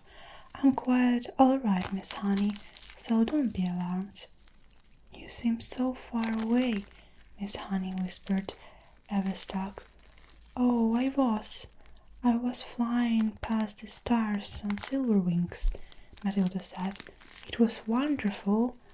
Miss Honey was still gazing at the child in absolute wonderment, as though she were the creation, the beginning of the world, the first morning. "It went much quicker this time," Matilda said quietly. "It's not possible," Miss Honey gasping. "I don't believe it. I simply don't believe it." She closed her eyes and kept them closed for quite a while, and then she opened them again and seemed as though she had gathered herself together. "Would you like to come back and have tea at my cottage?" she asked. "Oh, I'd love to," Matilda said. "Good. Gather up your things, and I'll meet you outside in a couple of minutes." "You won't tell anyone about these things that I did, will you, Miss Honey?" "I wouldn't dream of it," Miss Honey said. Miss Honey's cottage. Miss Honey joined Matilda outside the school gates, and the two of them walked in silence through the village high street. They passed the greengrocer with his window full of apples and oranges, and the butcher with bloody lumps of meat on display, and naked chickens hanging up, and the small bank, and the grocery store, and the electrical shop. And then they came out of the narrow side of the village onto the narrow country road, where there were no people anymore and very few motor cars. And now they were alone. Matilda all of a sudden became wildly animated. It seemed as though a valve had burst inside her and a great gush of energy was being released. She trotted beside Miss Honey with wild little hops, and her fingers flew as if she would scatter them to the four winds, and her words went off like fireworks with terrific speed. It was Miss Honey. This is and Miss Honey Miss Honey. I do honestly I feel could move almost anything in the world, not just tipping over glasses and little things like that. I feel I could topple tables and chairs, Miss Honey, even when people are sitting in the chairs. And I think I could push them over. And bigger things too, much bigger things than chairs and tables. I only have to take a moment to get eyes strong, and then I can push it out, the strongness, at anything at all, so as long as I'm staring at it hard enough. I have to stare at it very hard, Miss Honey, very, very hard, and then I can feel it all happening behind my eyes. And my eyes get hot just as though they were burning, but I don't mind it in the least. And Miss Honey, calm yourself down, child. Calm yourself down, Miss Honey said. Let us not get ourselves too worked up so early in the processing. But do you think is it interesting, don't you, Miss Honey? Oh, it's interesting, all right, Miss Honey said. It is more than interesting, but we must treat very carefully from now on, Matilda. What must we tread carefully, Miss Honey? Because we are playing with mysterious forces, my child, that we know nothing about. I do not think they are evil. They may be God, would maybe even be divine, but whether they are or not, let us handle them carefully. These were wise words from a wise old bird, but Matilda was too steamed up to see it that way. I don't see why we have to be so careful, she said, still hopping about. I'm trying to explain to you, Miss Honey said patiently, that we are dealing with the unknown. It is unexplainable things. The thing word for this is phenomenon. It is a phenomenon. Am I a phenomenon? Matilda asked. It's quite possible that you are, Miss Honey said. But I'd rather you didn't think about yourself as anything in particular at the moment. What I thought we might do is to explore this phenomenon a little further, just the two of us together, but making sure we are making things very carefully all the time. You want me to do some more of it then, Miss Honey? That was I attempted to suggest, Miss Honey said cautiously. Very good, Matilda said. I myself, Miss Honey said, I'm probably far more bowled over by that you did that you are, and I'm trying to find some reasonable explanation. Good, Matilda said. I myself, Miss Honey said, I'm probably far more bowled over by you did that you are, and I'm trying to find some reasonable explanation. Such as what? Matilda asked. Such as whether or not is it got something to do with the fact that you are quite exceptionally precious. That what does what you mean, Matilda said. A precious child, Miss Honey said, is one that shows amazing intelligence early on, and you are unbelievable. Am I really? Matilda asked. Of course you are. You must be aware of that. Look at your reading, look at your mathematics. I suppose you're right, Matilda said. Miss Honey marveled all the child's lack of consent and self-conscientiousness. I can't help wondering, she said, whether this sudden ability that has come to you of being able to move an object without touching it, whether it might not have something to do with your brain power. You mean there might not be room in my head for all those brains for something had to push out? It's not quite what I mean, Miss Honey said, smiling. But weather happens, and I say it again, you must tread carefully from now on. I have not forgotten that strange and distant glimmer on your face after you typed over the last glass. Do you think going it actually hurt me? Is that you are thinking, Miss Honey? It made you feel pretty peculiar, didn't it? It made me feel lovely, Matilda said. For a moment or two, I was flying past the stars on silver wings. I told you that. And shall I tell you something else, Miss Honey? It was easier the second time, much easier. I think it's like anything else, that the more you practice, the easier it gets. Miss Honey was walking slowly, so the small child could keep up with her without trotting too fast, and it was very peaceful out there on the narrow road, now that the village was behind them. It was one of those golden autumn afternoons, and there were blackberries and splashes of old man's beard in the hedges, and the heathworm berries were ripening scarlet for the birds when the good winter came along.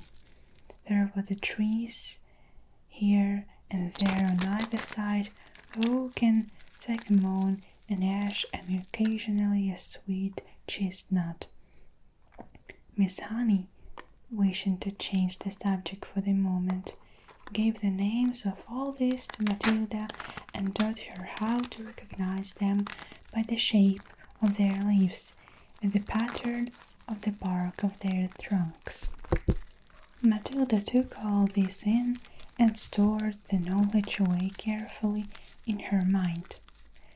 They came finally to a gap in the hedge on the left-hand side of the road where there were 5 barred gates. This way, Miss Honey said. She opened the gate and let Matilda through the closed gate again.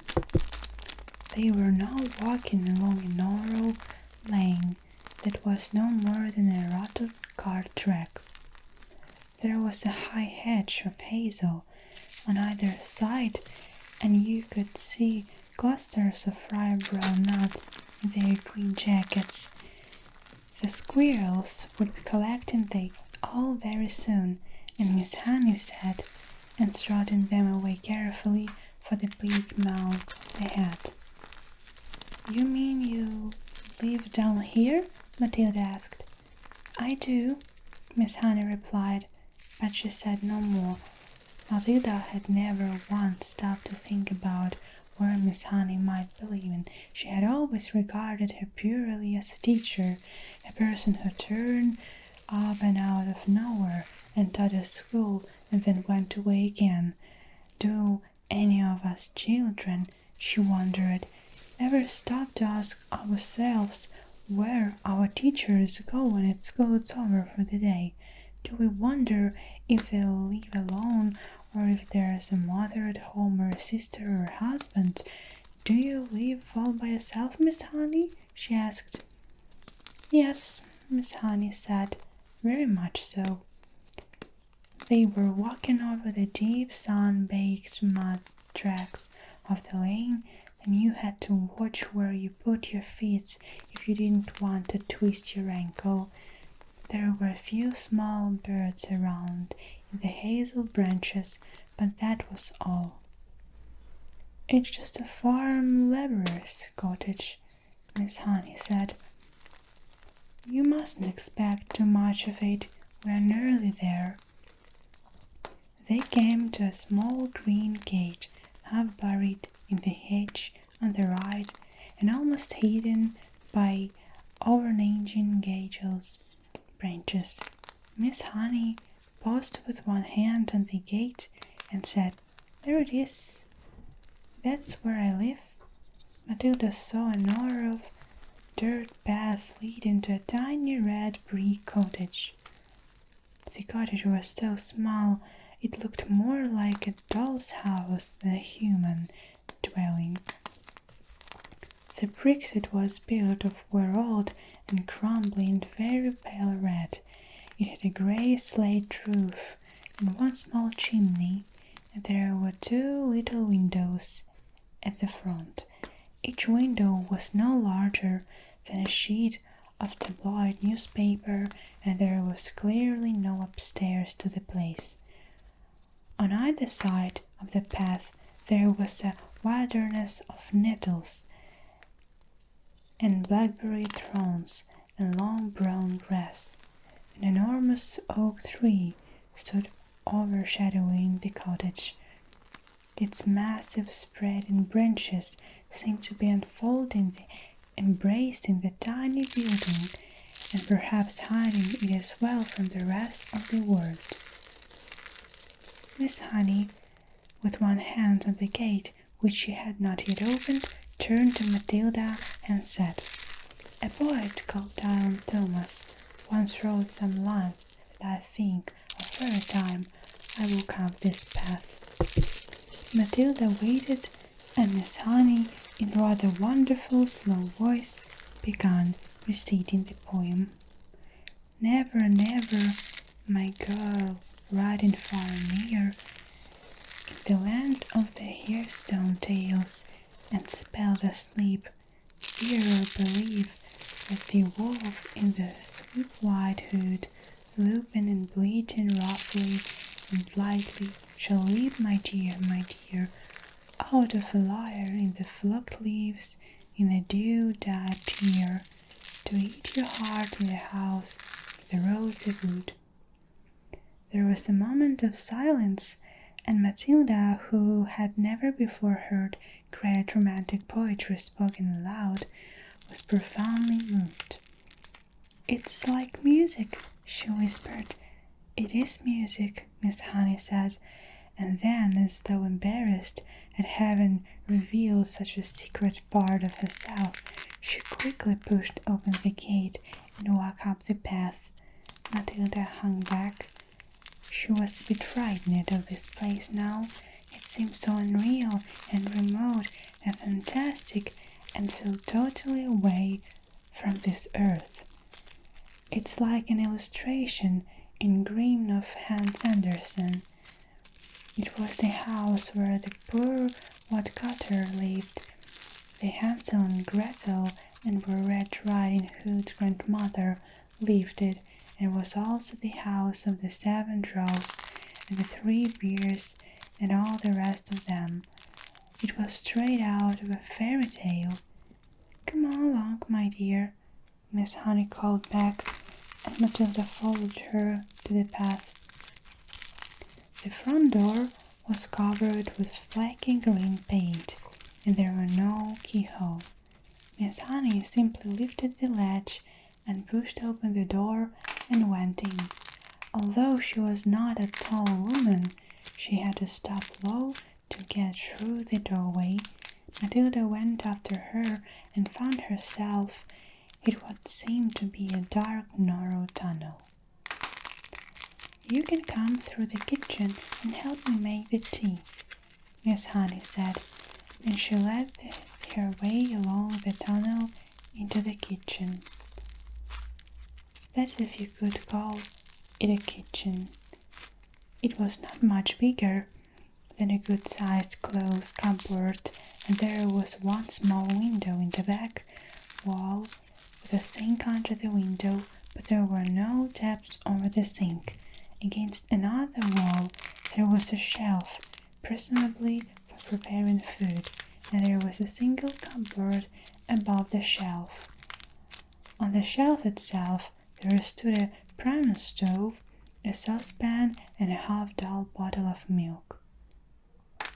A Primus is a little camping stove that you fill with paraffin and you light it in the top, and then you pump into the pressure for the flame.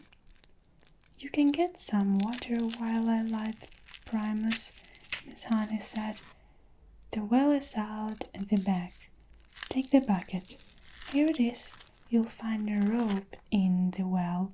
Just hook the bucket on at the end of the rope and lower it down. But I don't fall on yourself, Matilda, more bemused than ever now, took the bucket and carried it after into the back garden. The well had a little wooden roof over it and a simple winding device. There was the rope dangling down into the dark bottomless hole. Matilda pulled out the rope and hooked the handle of the bucket on the end of it. Then she lowered it until she heard a splash and the rope went slack. She pulled it up again, and lo and behold, there was water in the bucket. Is it enough? She asked Karenin. Just about, Miss Honey said. I don't suppose you've ever done that before? Never, Matilda said. It's fun. How do you get through and out of water for your bath? I don't take a bath, Miss Honey said. I was standing up. I get a bucket full of water and a head of this little stove and I strip and wash myself all over. Do you honestly do that? Matilda asked. Of course I do, Miss Honey said. Every poor person in England used to wash that way until not so very long ago. And they didn't have a primus. They had to heat the water over the fire in the hearth. Are you poor, Miss Honey? Yes, Miss Honey said. Very. It's a good little stove, isn't it? The primus was roaring away with a powerful blue flame, and already the water in the saucepan was beginning to bubble. Miss Honey got a teapot from the cupboard and put some tea leaves into it. She also found half a small loaf of brown bread. She cut 2 thin slices of them from a plastic container. She took some margarine and spread it on the bread. Margarine, Matilda thought. She really must be poor. Miss Honey found a tray and out, and she put 2 mugs, the teapot, the half bottle of milk, and a plate with the 2 slices of bread.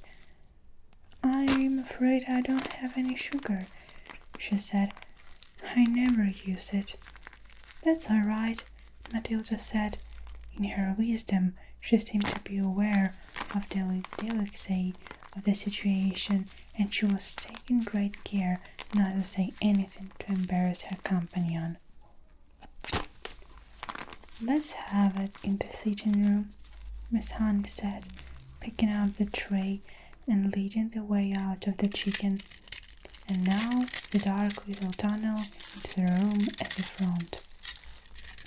Matilda followed her, but just inside the doorway of the so-called sitting room, she stopped and stared around her in absolute amazement.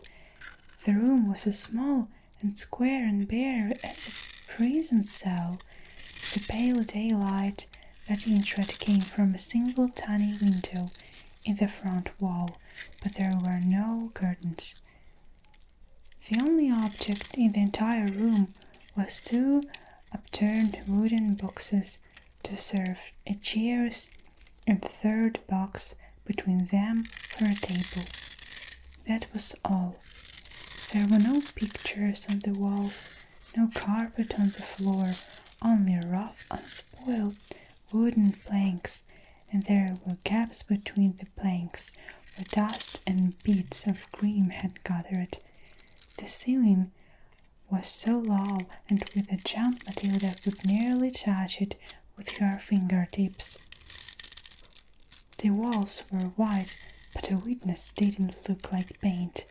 Matilda rubbed her palm against it, and a white powder came off to her skin.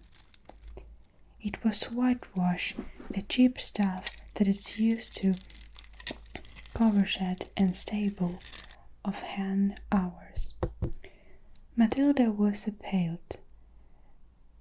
Was this really where the heat and trimly dressed school teachers lived?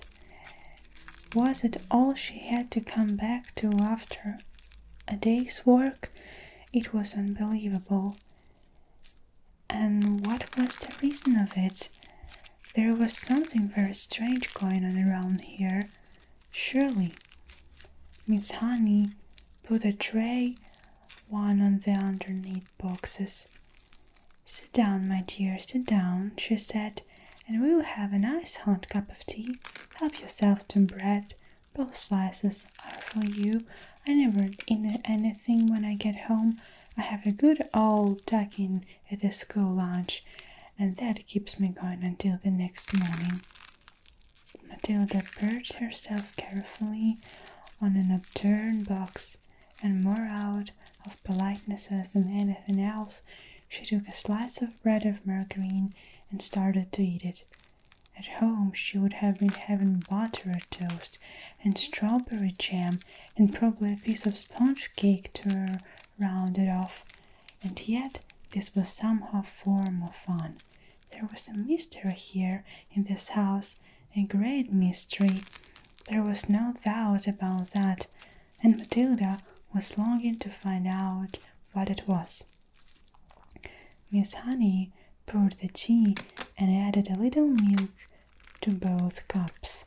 She appeared to be not in the least ill at ease, sitting on an unturned box in a bare room and drinking tea out of a mug that she balanced on her knee. "You know," she said, "I've been thinking very hard about what you did with that glass. It is a great power you have been given, my child. You know that." "Yes, Miss Honey, I do," Matilda said, chewing her bread and margarine. "So far as I know," Miss Honey went on, "nobody else in the history of the world has been able to compel an object to move without touching it or blowing on it and using any outside help at all." Matilda nodded but said nothing. "The fascinating thing," Miss Honey said, "would be to find out the real limit of this power of yours. Oh, I know you think you can move just about anything there is, but I haven't any doubts about that." "I'd love to try something really huge," Matilda said. "What about distance?" Miss Honey said. "Would you always have to be close to the thing you were pushing?" "I simply don't know," Matilda said, "but it would be fun to find out." Miss Honey's story. "We mustn't hurry this," Miss Honey said, "so let's have another cup of tea, and do eat one other slice of bread. You must be hungry." Matilda took the second slice and started eating it slowly. The margarine wasn't at all bad. She doubted whether she could have told the difference if she hadn't known. "Miss Honey," she said suddenly, "do they pay very badly at your school?" Miss Honey looked up sharply. "Not too badly," she said. "I get about the same as others." "But it must be still very little if you are so dreadfully poor," Matilda said. "Do all the teachers live like this, with no furniture and no kitchen stone and no bathroom?" "No, they don't," Miss Honey said rather stiffly. "I just happen to be the exception." "I expect you just happen to like living in a very simple way," Matilda said, probing a little farther. "It must make house cleaning an awful lot easier, and if you don't have furniture to polish or any of those silly little ornaments lying around, then have to be dusted every day. And I suppose if you don't have a fridge, you don't have to go out and buy all sorts of junky things like eggs and mayonnaise and ice cream to fill it up with. It must save a terrific lot of shopping. At all this point Matilda noticed that Miss Honey's face had gone all tight and peculiar looking. Her whole body had become rigid.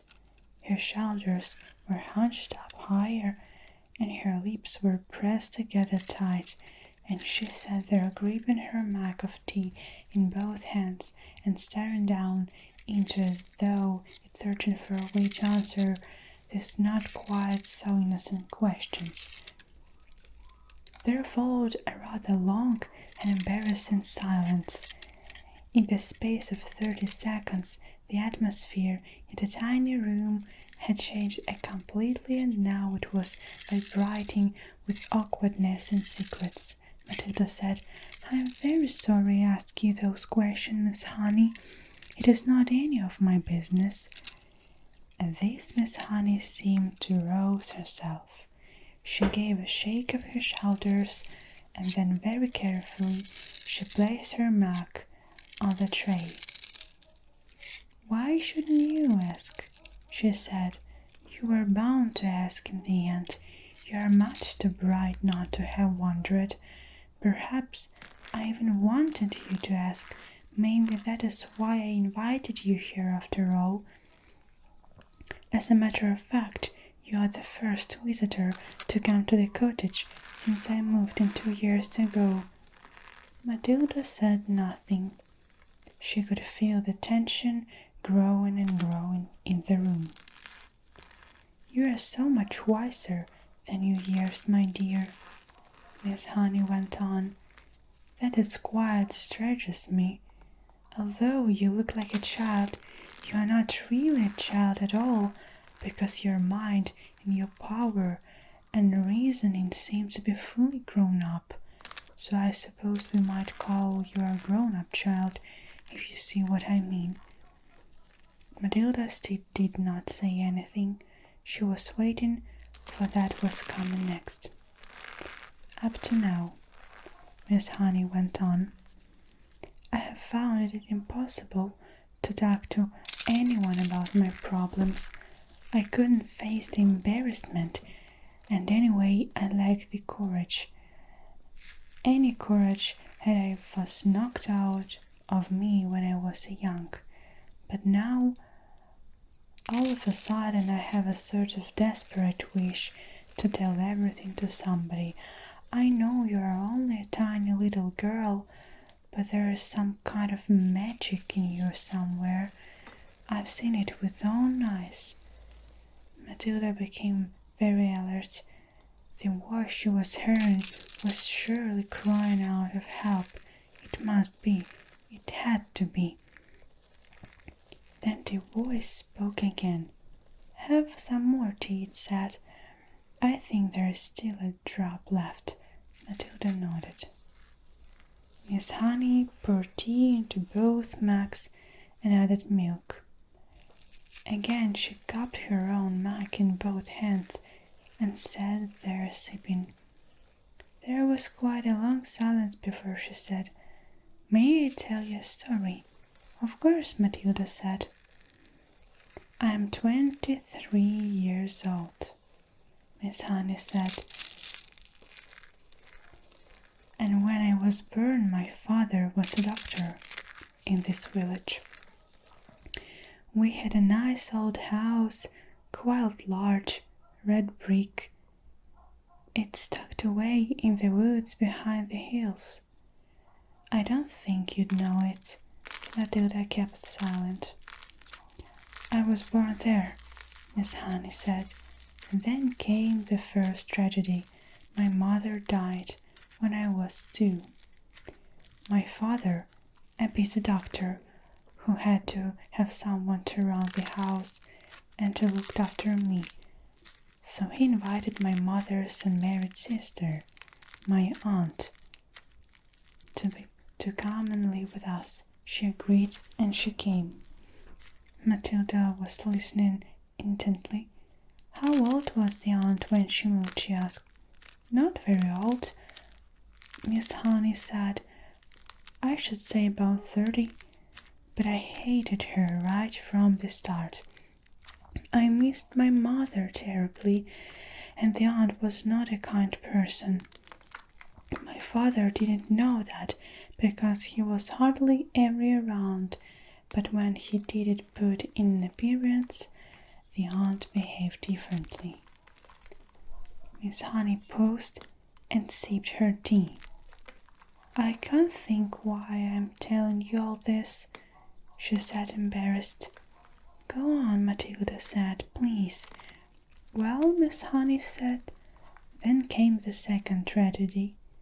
When I was 5, my father died very suddenly. One day he was there and the next day he was gone. And so as I was left to live alone with my aunt, she became a legal guardian. She had all the powers of a parent over me, and in some way or another she became the actual owner of the house. How did your father die? Matilda asked. It is interesting you should ask that. Miss Honey said, I myself was much too young then question it all the time, but I found out later that there was a good deal of mystery surrounding his death. Didn't they know how he died? Matilda said. Well, not exactly, Miss Honey said, hesitating. You see, no one could believe that he would ever have done it. He was such a very sane and sensible man. Done what? Matilda said. Killed himself. Matilda was stunned. Did he? She gasped. That's what it looked like, Miss Honey said. But who knows? She shrugged and turned away and stared out of the tiny window. I know that you are thinking, Matilda said. You are thinking that the aunt killed him and made it look as though he'd done it himself. I'm not thinking anything, Miss Honey said. One must never think things like that without proof. The little room became quiet. Matilda noticed that the hands clasping the mug were trembling slightly. What happened after that? She asked. What happened when you were left alone with the aunt? Wasn't she nice to you? Nice? Miss Honey said she was a demon. As soon as my father was out of the way, she became a holy terror. My life was a nightmare. What did she do to you? Matilda asked. I don't want to talk about it, Miss Honey said. It's too horrible, but in the end I became so frightened of her. I used to start shaking when she came into the room. You must understand I was never a strong character like you. I was always shy and retiring. Didn't you have any other relations? Matilda asked. Any uncles or aunts or grannies what would come and see you? None that I knew about, Miss Honey said. They were all either dead or they'd gone to Australia. And that's still the way, is it now, I'm afraid. So you grown up in that house alone with your aunt? Matilda said. But you must have gone to school. Of course, Miss Honey said. I went to the same school you are going to now. But I lived at home. Miss Honey paused and stared down in her empty tea mug. I think what I am trying to explain to you, she said, is that over the years I became so completely cowed and dominated by this monster of an aunt that when she gave me an order, no matter what it was, I obeyed it instantly. Then can happen, you know, and by the time I was 10, I had become her slave, did all the housework. I made her bed, I washed and ironed for her. I did all the cooking. I learned how to do everything. But surely you could have complained to somebody, Matilda said. To whom? Miss Honey said, and anyway, it was far too terrified to complain. I told you I was her slave. Did she beat you? Let's not go into details, Miss Honey said. How simply awful, Matilda said. Did you cry nearly all the time? Only when I was alone, Miss Honey said. I wasn't allowed to cry in front of her, but I lived it in fear. What happened when you left school? Matilda asked. It was a bright pupil, Miss Honey said. I could easily have go to university, but there was no question of that. Why not, Miss Honey? Because I was needed at home to do the work. Then how did you become a teacher? Matilda asked. There is a teacher's training college in reading, Miss Honey said. That's the only 30 minutes bus right away from here. It was allowed to go there on condition I came straight home again every afternoon to do all the washing and ironing, and to clean the house and cook the supper. How old were you then? Matilda asked. When I went into the teacher's training, I was 18, Miss Honey said. Could you have just packed up and walked away? Matilda said. Not until I got a job, Miss Honey said. And don't forget, I was by then dominated by my aunt, such an extent, and I wouldn't have dared. You can't imagine what it was like to be completely controlled like that by a very strong personality. I turns you to jelly, so that is. That's just that story of my life. Now I've talked enough. Please don't stop, Matilda said. You haven't finished yet. How did you manage to get away from her in the end and come in alive in this funny little house? Oh, that was something, Miss Honey said. I was proud of that. Tell me, she said. Well, Miss Honey said, when I got my teacher's job, the aunt told me I owed her a lot of money. I asked her why. She said, because I've been feeding you all these years and buying you shoes and new clothes. She told me it added up to thousands, and I had to pay her back by giving her a salary for the next 10 years.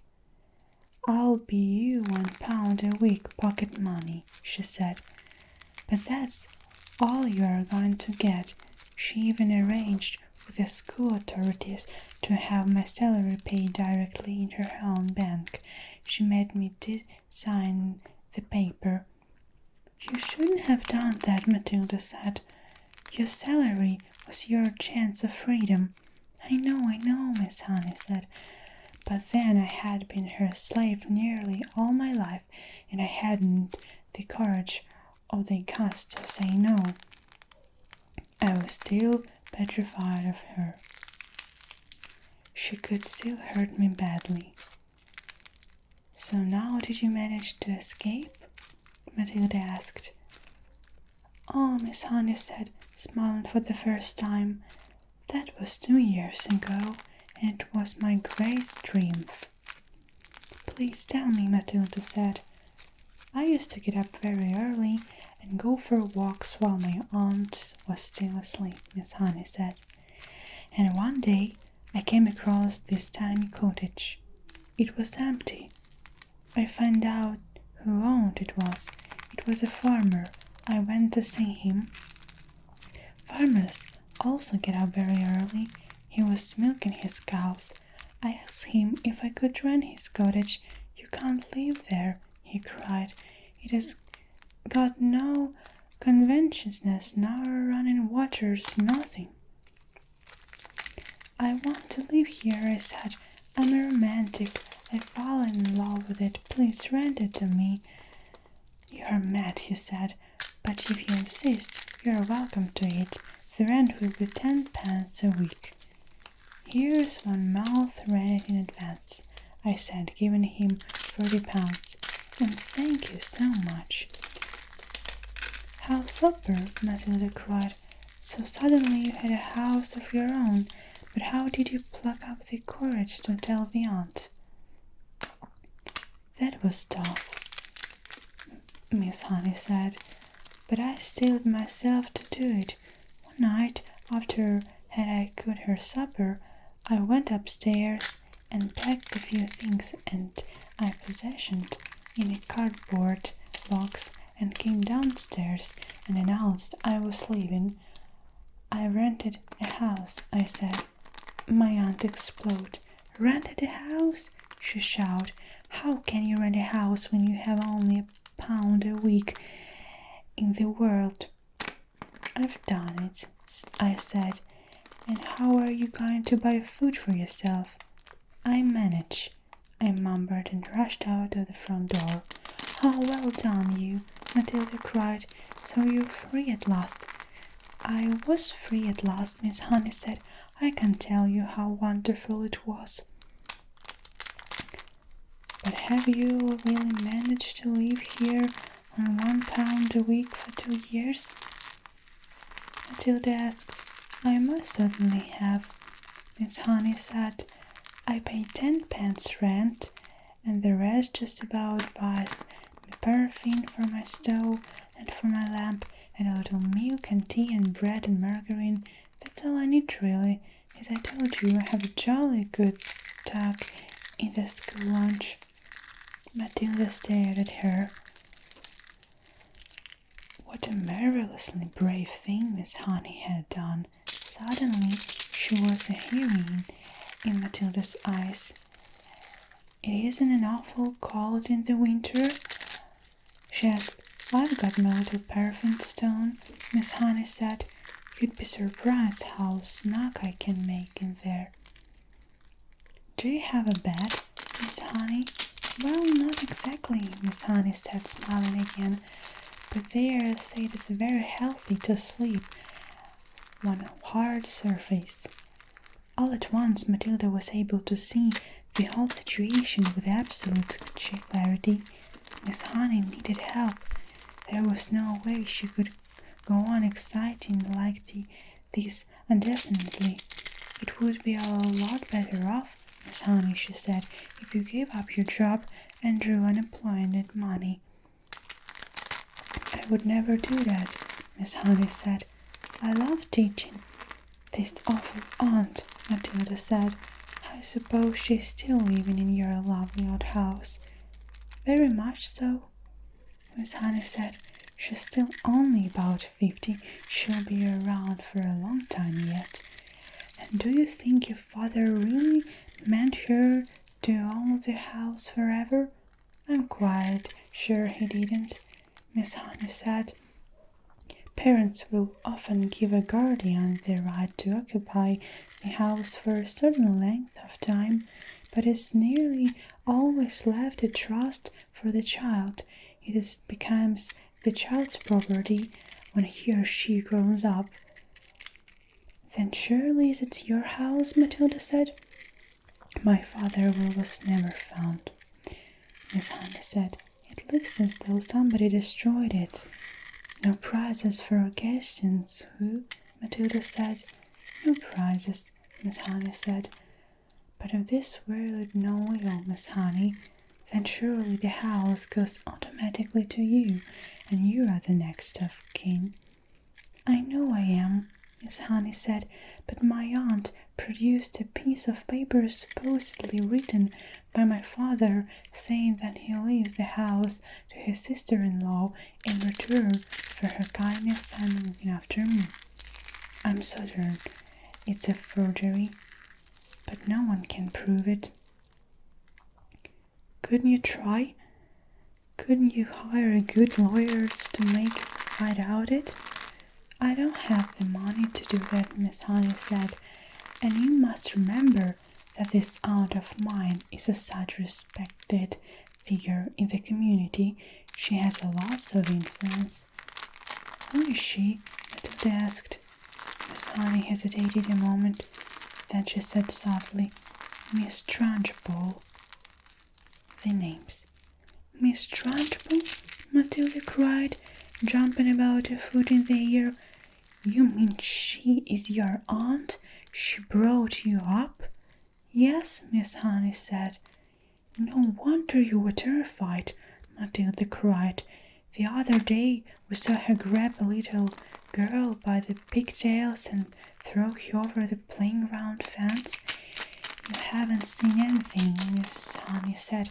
"After my father died, when I was 5 and a half, she used to make me bath myself all alone, and if she came up and thought I hadn't washed properly, she would push my head under the water and hold it there. But I don't get me started on what she used to do. That won't help us at all." "No," Matilda said, "it won't." "We came here," Miss Honey said, "to talk about you and you. I've been talking about nothing myself the whole time. I feel like a fool. I'm such more interested in just how much you can do with those amazing eyes of yours." "I can move things," Matilda said. "I know that. I can push things over." "How would you like it," Miss Honey said, "if we made some very cautious experiments to see how much you can move and push?" "Quite surprisingly, if you don't mind, Miss Honey." "I think I would rather not.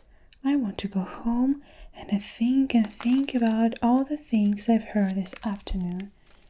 Miss Honey stood up at once. "Of course," she said, "I have kept your hair far too long. Your mother will be starting to go worrying." "She never does that," Matilda said, smiling. "But I would like to go home now, please, if you don't mind." "Come along, then," Miss Honey said. "I'm sorry I gave you such a rotten tea." "You didn't at all," Matilda said. "I loved it." The two of them walked all the way to Matilda's house in complete silence. Miss Honey sensed that Matilda wanted it that way. The child seemed so lost in thoughts she hardly looked where she was walking. And then they reached the gate of Matilda's home. Miss Honey said, "You had better forget everything I told you this afternoon." "I won't promise to do that," Matilda said, "but I will promise not to talk about it to anyone any more, not even to you." "I think that would be wise," Miss Honey said. "I won't promise to stop thinking about it, though, Miss Honey," Matilda said. "I've been thinking about it all the way back from your cottage, and I believe I've got just a tiny little bit of an idea." "You mustn't," Miss Honey said. "Please forget it." "I would like to ask you 3 last things before I stop talking about it," Matilda said. "Please, will you answer them, Miss Honey?" Miss Honey smiled. It was extraordinary, she told herself, how this little snippet of a girl seemed suddenly to be taking charge of her problems, and with authority too. "Well," she said, "that depends on what the questions are." "The first thing is," Matilda said, "what did this Miss Trunchbull call your father when they were around the house at home?" "I sure he called him Magnus," Miss Honey said. "That was his first name." "And what did your father call Miss Trunchbull?" "Her name is Agatha," Miss Honey said. "That's what we would have called her." "And lastly," Matilda said, "what did your father and Miss Trunchbull call you around the house?" "They called me Jenny," Miss Hunt said. Matilda pondered this answer very carefully. Let me make sure I've got them right, she said. In the house, at the home, your father was Magnus, Miss Trunchbull was Agatha, and you were Jenny. Am I right? That is correct, Miss Honey said. Thank you, Matilda said, and now I won't mention the subjects any more. Miss Honey wondered what on earth was going on in the mind of this child. The practice. Matilda found the house empty as usual. Her father was not yet back from work.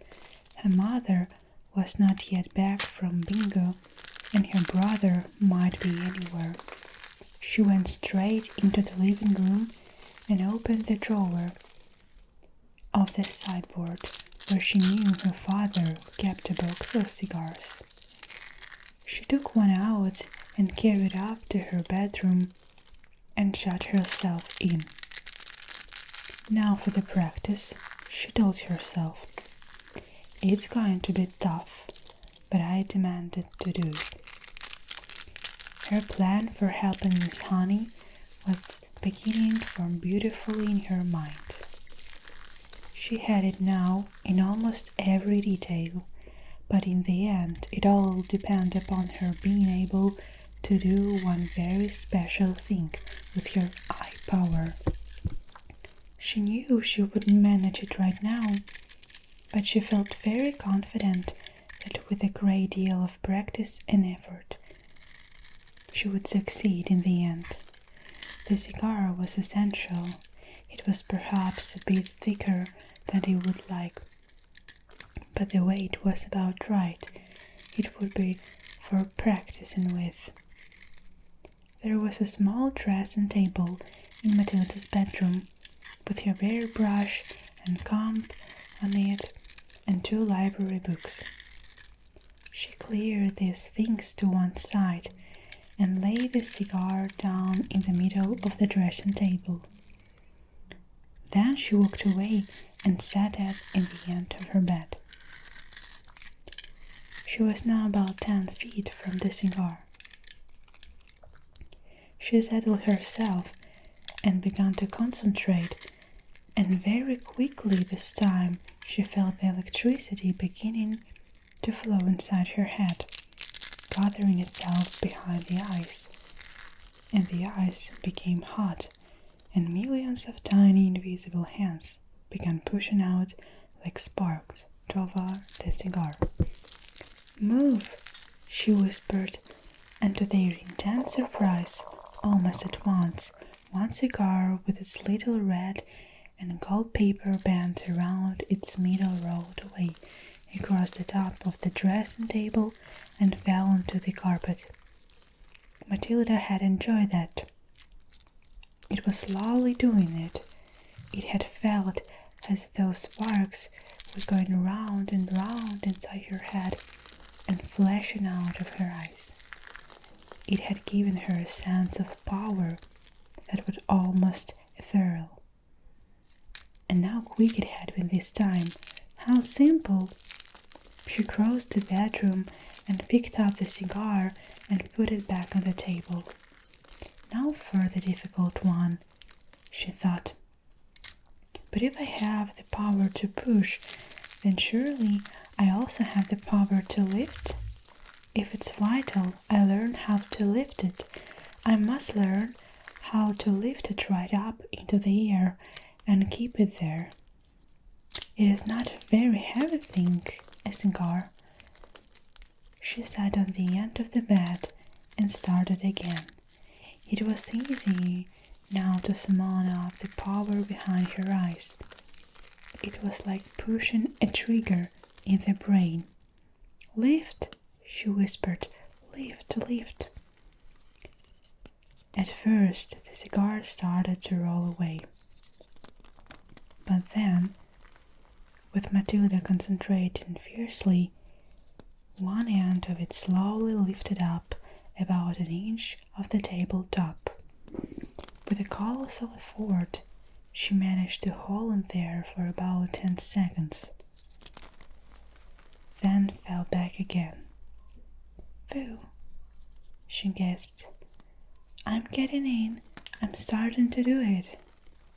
For the next hour, Matilda kept practicing, and in the end she had managed, by the sheer power of her eyes, to leave the whole cigar clear of the table about 6 inches into the air and hold it there for about a minute. Then suddenly she was so exhausted she fell back on the bed and went to sleep. That was how her mother found her later in the evening. "What's the matter with you?" the mother said, waking her up. "Are you ill?" "Oh gosh," Matilda said, sitting up and looking around. "No, I'm alright. I was a bit tired, that's all." From then on, every day after school, Matilda shut herself in her room and practiced with a cigar. And as soon it all began to come together in the most wonderful way. 6 days later, by the following Wednesday evening, she was able not only to lift the cigar up into the air, but also to move it around exactly like she wished. It was beautiful. "I can do it," she cried. "I can really do it. I can pick the cigar up just with my eye power and push it and pull it in the air any way I want." All she had to know was put her great plan into action. The third miracle. The next day was Thursday, and that, as the whole of Miss Honey's class knew, was the day of which the headmistress would take charge of the first lesson after lunch. In the morning, Miss Honey said to them, "One or two of you did not particularly enjoy the last occasion when the headmistress took the class, so let us all try to be especially careful and clever today. How are your ears, Eric, after your later encounter with Miss Trunchbull?" She stretched them. Eric said, "My mother said she is positive they are bigger than they were." "And Rupert?" Miss Honey said, "I'm glad to see you didn't lose of any your hair after the last Thursday." "My head was jolly sore afterwards," Rupert said. "And you, Nigel?" Miss Honey said. "Do you please try to not to be smart alecked with the headmistress today. You were really quite cheeky to her last week." "I hate her," Nigel said. "Try to make it so obvious," Miss Honey said. "It doesn't pay. She's a very strong woman. She has muscles like steel ropes." "I wish I was grown up," Nigel said. "I'd knock her, lad." "I doubt you would," Miss Honey said. "No one has ever got the better of her yet." "What will she be testing us on this afternoon?" a small girl asked.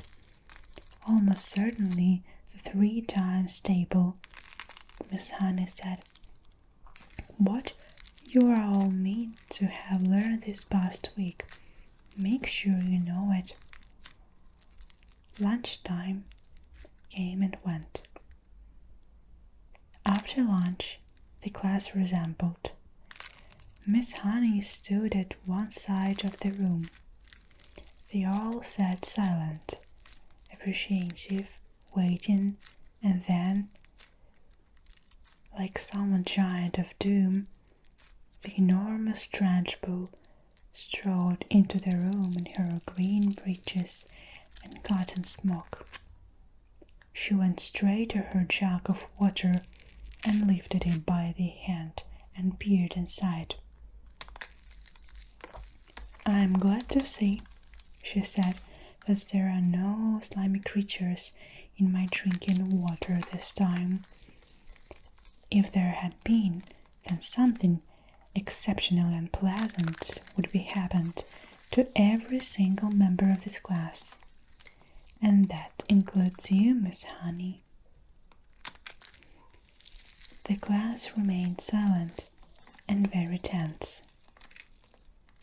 They had learned a bit about these triggers by now and nobody about to take any chances. Very well, boomed Trunchbull. Let us see how well you know your 3 times table. Or, to put in another way, let's see how badly Miss Honey has taught you the 3 times table. The Trunchbull was standing in front of the class, legs apart, hands on hips, scowling at Miss Honey, who stood silent to one side. Matilda, sitting motionless at her desk in the second row, was watching things very closely. "You," the Trunchbull shouted, pointing a finger the size of a rolling pin at a boy called Wilfred. Wilfred was one of the extreme right of the front row. "Stand up, you," she shouted at him. Wilfred stood up. "Recite the 3 times table backwards." The Trunchbull barked. "Backwards?" stammered Wilfred. "But I haven't learned it backwards." "There you are," cried the Trunchbull, triumphant. "She's taught you nothing." "Miss Honey, where have you taught them absolutely nothing at all in the last week?" "That's not true, headmistress," Miss Honey said. "They have all learned their 3 times table, but I see no point in teaching them backwards." "There is a little point in teaching anything backwards. The whole object of life, headmistress, is to go forwards. I venture to ask whether even you, for example, can spell a simple word like Rome backwards straight away. I very much doubt." "Don't you get impatient with me, Miss Honey," the Trunchbull snapped. Then she turned back to the unfortunate Wilfred. "Very well, boy," she said. "Answer me this. I have 7 apples, 7 oranges, and 7 bananas. How many pieces of fruit do I have altogether? Hurry up, come get on with. Give me the answer." "That's adding up," Wilfred cried. "That isn't the 3 times table." "You blithering idiot," shouted the Trunchbull. "You festering gumboil. You flabberting funks. It is the 3 times table. You have 3 separate lots of fruits, and each lot has 7 pieces. 3 7 are 21. Can't you see that, you stingy sisbull? I'll give you one more chance. I have 8 counts, 8 monkey nuts, and 8 nutty little idiots like you. How many nuts do I have altogether? Answer me quickly."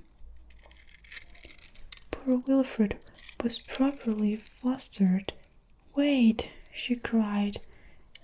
"Please wait, I've got to add up 8 counts and 8 monkey nuts." He started counting on his fingers. "You busting blister," yelled the Trunchbull. "You mouthing maggot, this is not adding up. This is multiplication. The answer is 3 eighths. Or it is 8 threes. What is the difference between 3 eighths and 8 threes?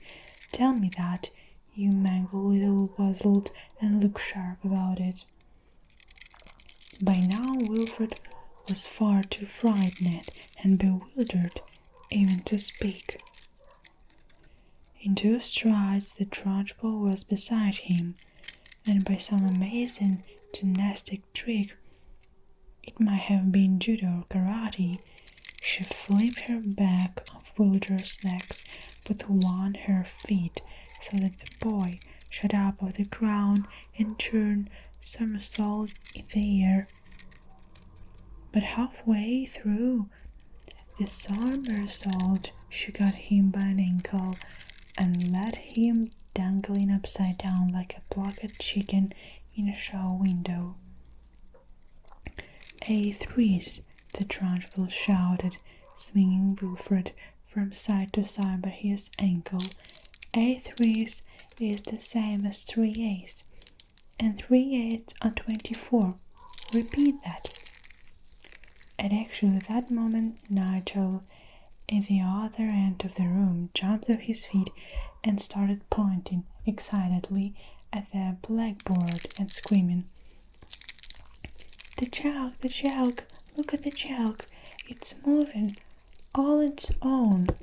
So hysterical and shrill was Nigel's scream that everyone in the place, including the trunchbull, looked up at the blackboard.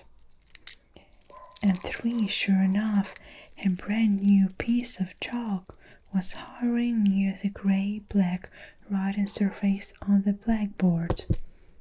"It's writing something," screamed Nigel. "The chalk is writing something." And indeed it was. "What the blazes is this?" yelled the trunchbull. It had shaken her to see her own first name being written like that by an invisible hand. She dropped Wilfred on the floor. Then she yelled at nobody in particular, "Who's doing this? Who's writing it?" The child continued to write. Everyone in the place heard the gasps that came from the trunchbull throat. "No," she cried, it can't be Magnus." Miss Honey, at the side of the room, glanced swiftly at Matilda. The child was sitting very straight at her desk, she had held high, the mouth compressed, the eyes glittering like 2 stars. For some reason, everyone now looked at the trunchbull. The woman's face had turned white as snow as her mouth was opening and shooting like a halberd out of the water and giving out a series of strangled gasps. She's shocked stopped writing. It hovered for a few moments, then suddenly it dropped to the floor with a tinkle and broke in 2. Wilfred, who had managed to resume his seat in the front of row, screamed, "Miss Trunchbull has fallen down! Miss Trunchbull is on the floor!" It was the most sensational bit of news of all that the entire class jumped up out of their seats to have a really good look. And there she was, the huge finger of the headmistress stretched full length on her back across the floor out of the count. Miss Honey ran forward and knelt beside the prostrate giant. "She's fainted," she cried. "She's out cold. Someone go and fetch the Merton at once." 3 children ran out of the room. Nigel, always ready for action, leaped up and seized the big jug of water. "My father says cold water is the best way to wake up someone who's fainted."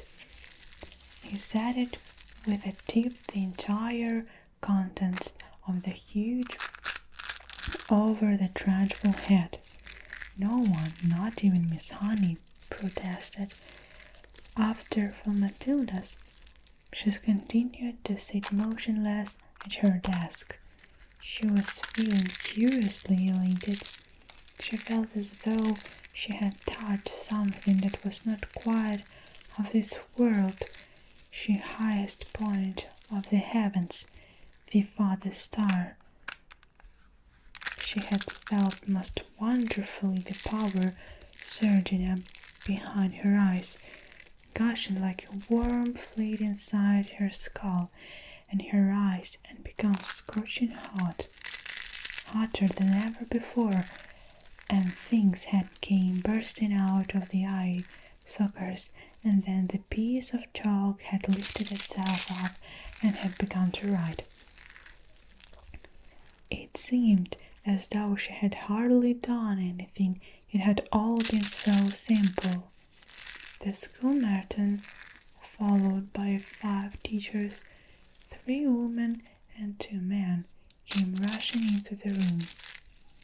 "By golly, somebody's floored her at last," cried one of the men, grinning. "Congratulations, Miss Honey. Who drove the water of her?" asked the marathon. "I did," said Nigel proudly. "Good for you," another teacher said. "Shall we get some more?" "Stop that," the marathon said. "We must carry help up to the sick room." It took all 5 teachers and the marathon to lift the enormous woman, and Sedger was her out of the room. Miss Honey said to the class, "I think you'd better go out to the playground and amuse yourselves until the next lesson." Then she turned and walked over to the blackboard and carefully wiped out all the chalk writing. The children began filing out of the classroom. Matilda started to go with them, but as she passed Miss Honey, she paused and her twinkling eyes met the teacher's eyes, and Miss Honey ran forward and gave the tiny child a great big hug and a kiss. A new home. Later that day, the news began to spread that the headmistress had recovered from her fainting fit and had them marched out of the school building, tight-lipped and white in the face. The next morning, she did not turn up at school. At lunchtime, Mr. Tribbley, the daddy head, telephoned her house to inquire if she was feeling unwell. There was no answer to the phone. When school was over, Mr. Tribbley decided to investigate further, so he walked to the house where Miss Trunchbull lived, on the edge of the village. The lovely small red brick Georgian building known as the Red House tucked away in the woods behind the hills. He rang the bell. No answer. He knocked loudly. No answer. He called out, "Is anybody at home?" No answered. He tried the door, and his surprise found it unlocked. He went in. The house was silent, and there was no one in it, and yet all the furniture was still in place. Miss Tribbley went upstairs to the main bedroom. Here also everything seemed to be normal until he started opening drawers and looking into cupboards. There were no clothes or underclothes or shoes anywhere. They had all gone. "She's done a bunk," Mr. Tribbley said to himself, and he went away to inform the school governors that the headmistress had apparently vanished. On the second morning, Miss Honey received by registered post a letter from a firm of local solicitors informing her that the last will be testament of her late father, Dr. Honey, had suddenly and mysteriously turned up. This document revealed that ever since her father's death, Miss Honey had in fact been the rightful owner of the property on the edge of the village known as the Red House, which until recently had been occupied by a Miss Agatha Trunchbull. The will also showed that the father's lifetime savings, which unfortunately were still saving in the bank, had also been left to her. His solicitor's letter added that if Miss Honey would kindly call to the office as soon as possible, then the property and all the money could be transferred in her name very rapidly. Miss Honey did just that, and within a couple of weeks she had moved into the Red House, the very place in which she had been brought up, and where luckily and the family furniture and pictures were still around. From then on, Matilda was the welcome visitors to the Red House every single evening after school, and a very close friendship began to develop between the teacher and the small child. Back at school, great changes were also taking place. As soon as it became clear that Miss Trunchbull had completely disappeared from the scene, the excellent Mr. Tribbley was appointed head teacher in her place, and very soon after that Matilda was moved up into the top form. The Miss Pilmson quickly discovered that this amazing child was every bit as bright as Miss Honey had said. One evening, a few weeks later, Matilda was having tea with Miss Honey in the kitchen of the Red House, after school, as they always did. Then Matilda said suddenly, "Something strange has happened to me, Miss Honey. Tell me about it." Miss Honey said, "This morning," Matilda said, "just for fun, I tried to put something over my eyes and I couldn't do it. Nothing moved. I didn't even feel the hotness building up behind my eyeballs. The power had gone. I think I've lost it completely." Miss Honey carefully buttered a slice of brown bread and put a little strawberry jam on it. "I've been expecting something like to happen," she said. "You have? Why?" Matilda asked. "Well," Miss Honey said, "it's only a guess, but here's what I think.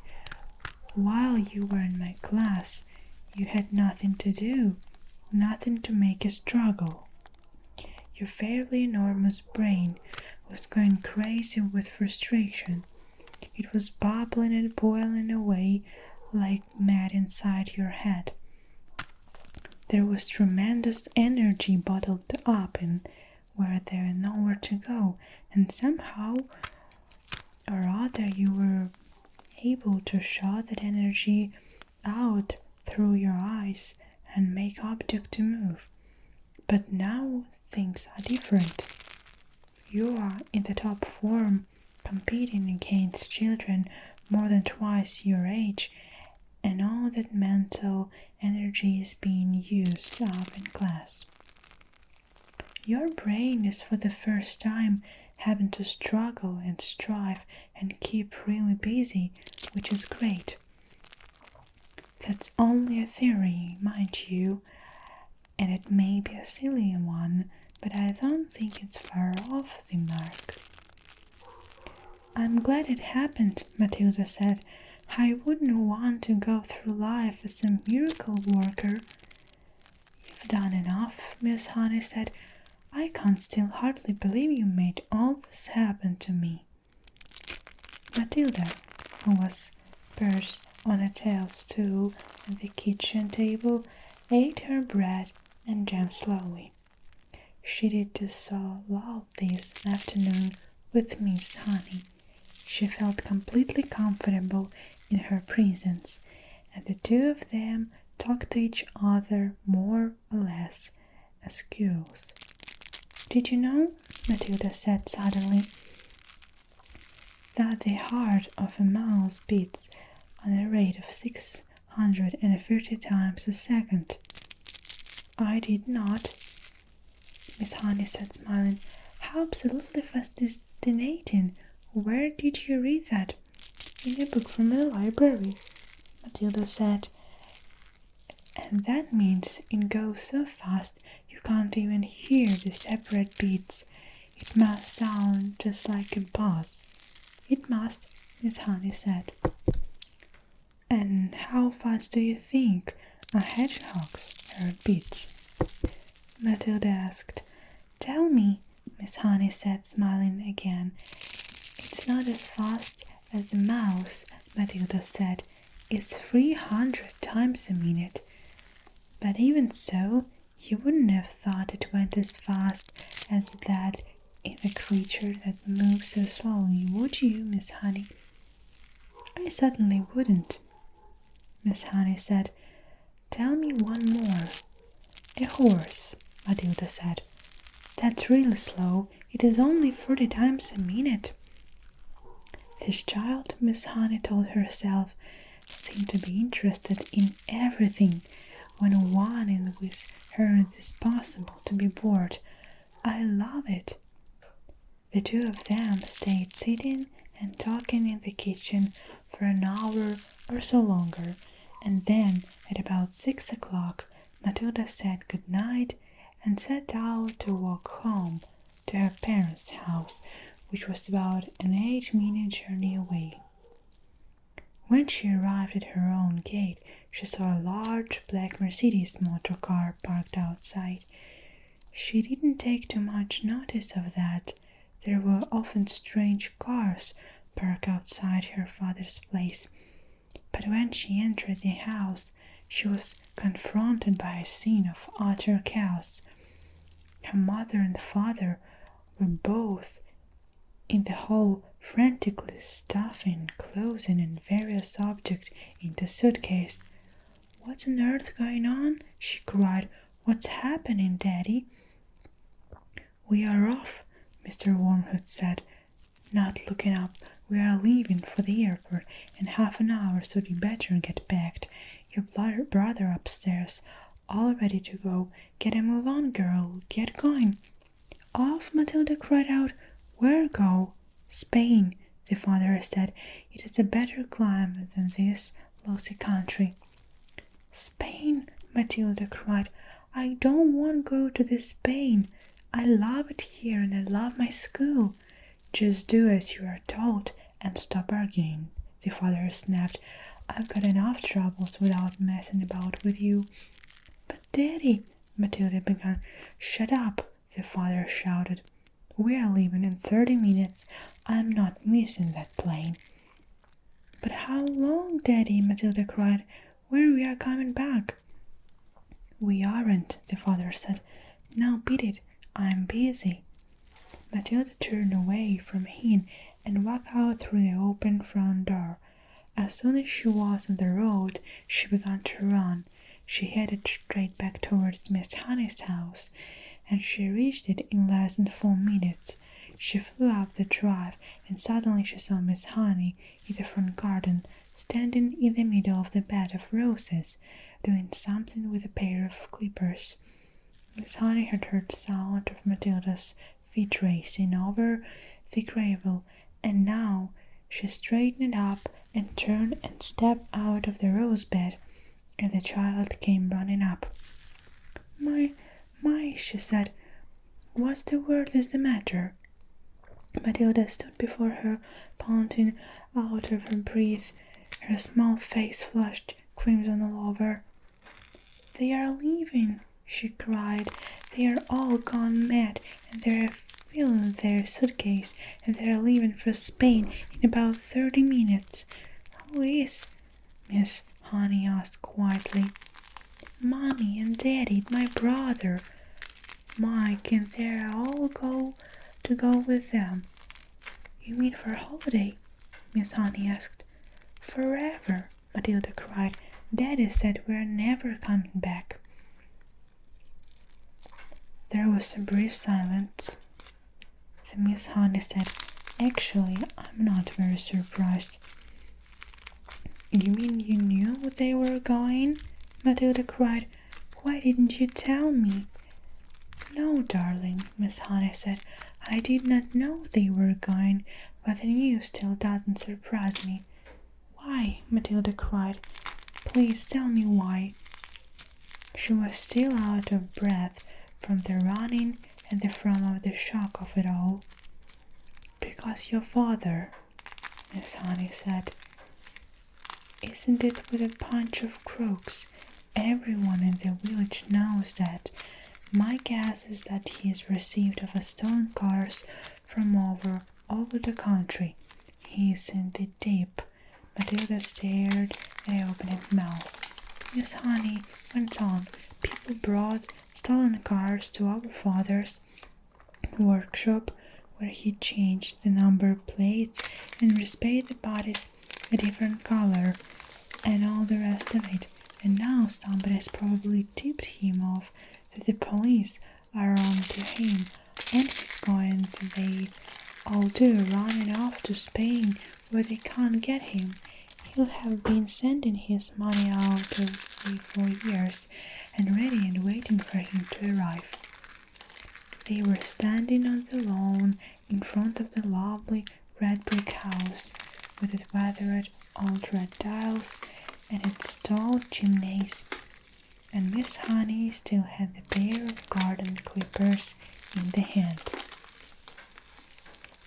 It was a warm golden evening, and a blackbird was singing somewhere nearby. "I don't want to go with them," Matilda shouted suddenly. "I won't go with them. I'm afraid we must," Miss Honey said.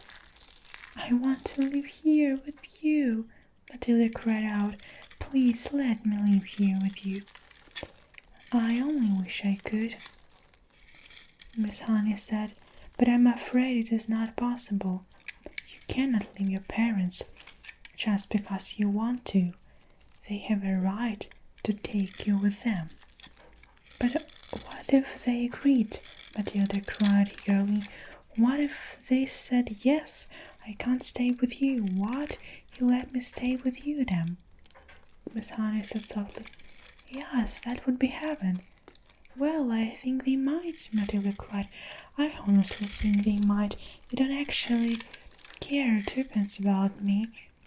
"Not so fast," Miss Honey said. "We've got to be fast," Matilda cried. "They are leaving any moment. Come on," she shouted, grasping Miss Honey's hand. "Please come on with me and ask them. We'll have to hurry. We'll have to run." The next moment, the two of them were running down the drive together and then out on the road, and Matilda was ahead, pulling Miss Honey after her by her wrists, and it was a wild and wonderful dash they made along the country lane and through the village to the house where Matilda's parents lived. The big black Mercedes was still outside, and I was put in it. All the doors were open, and Mr. and Mrs. Wormhood and the brother were scurrying around it like ants, peeling in the suitcase, and Matilda and Miss Honey came dashing up.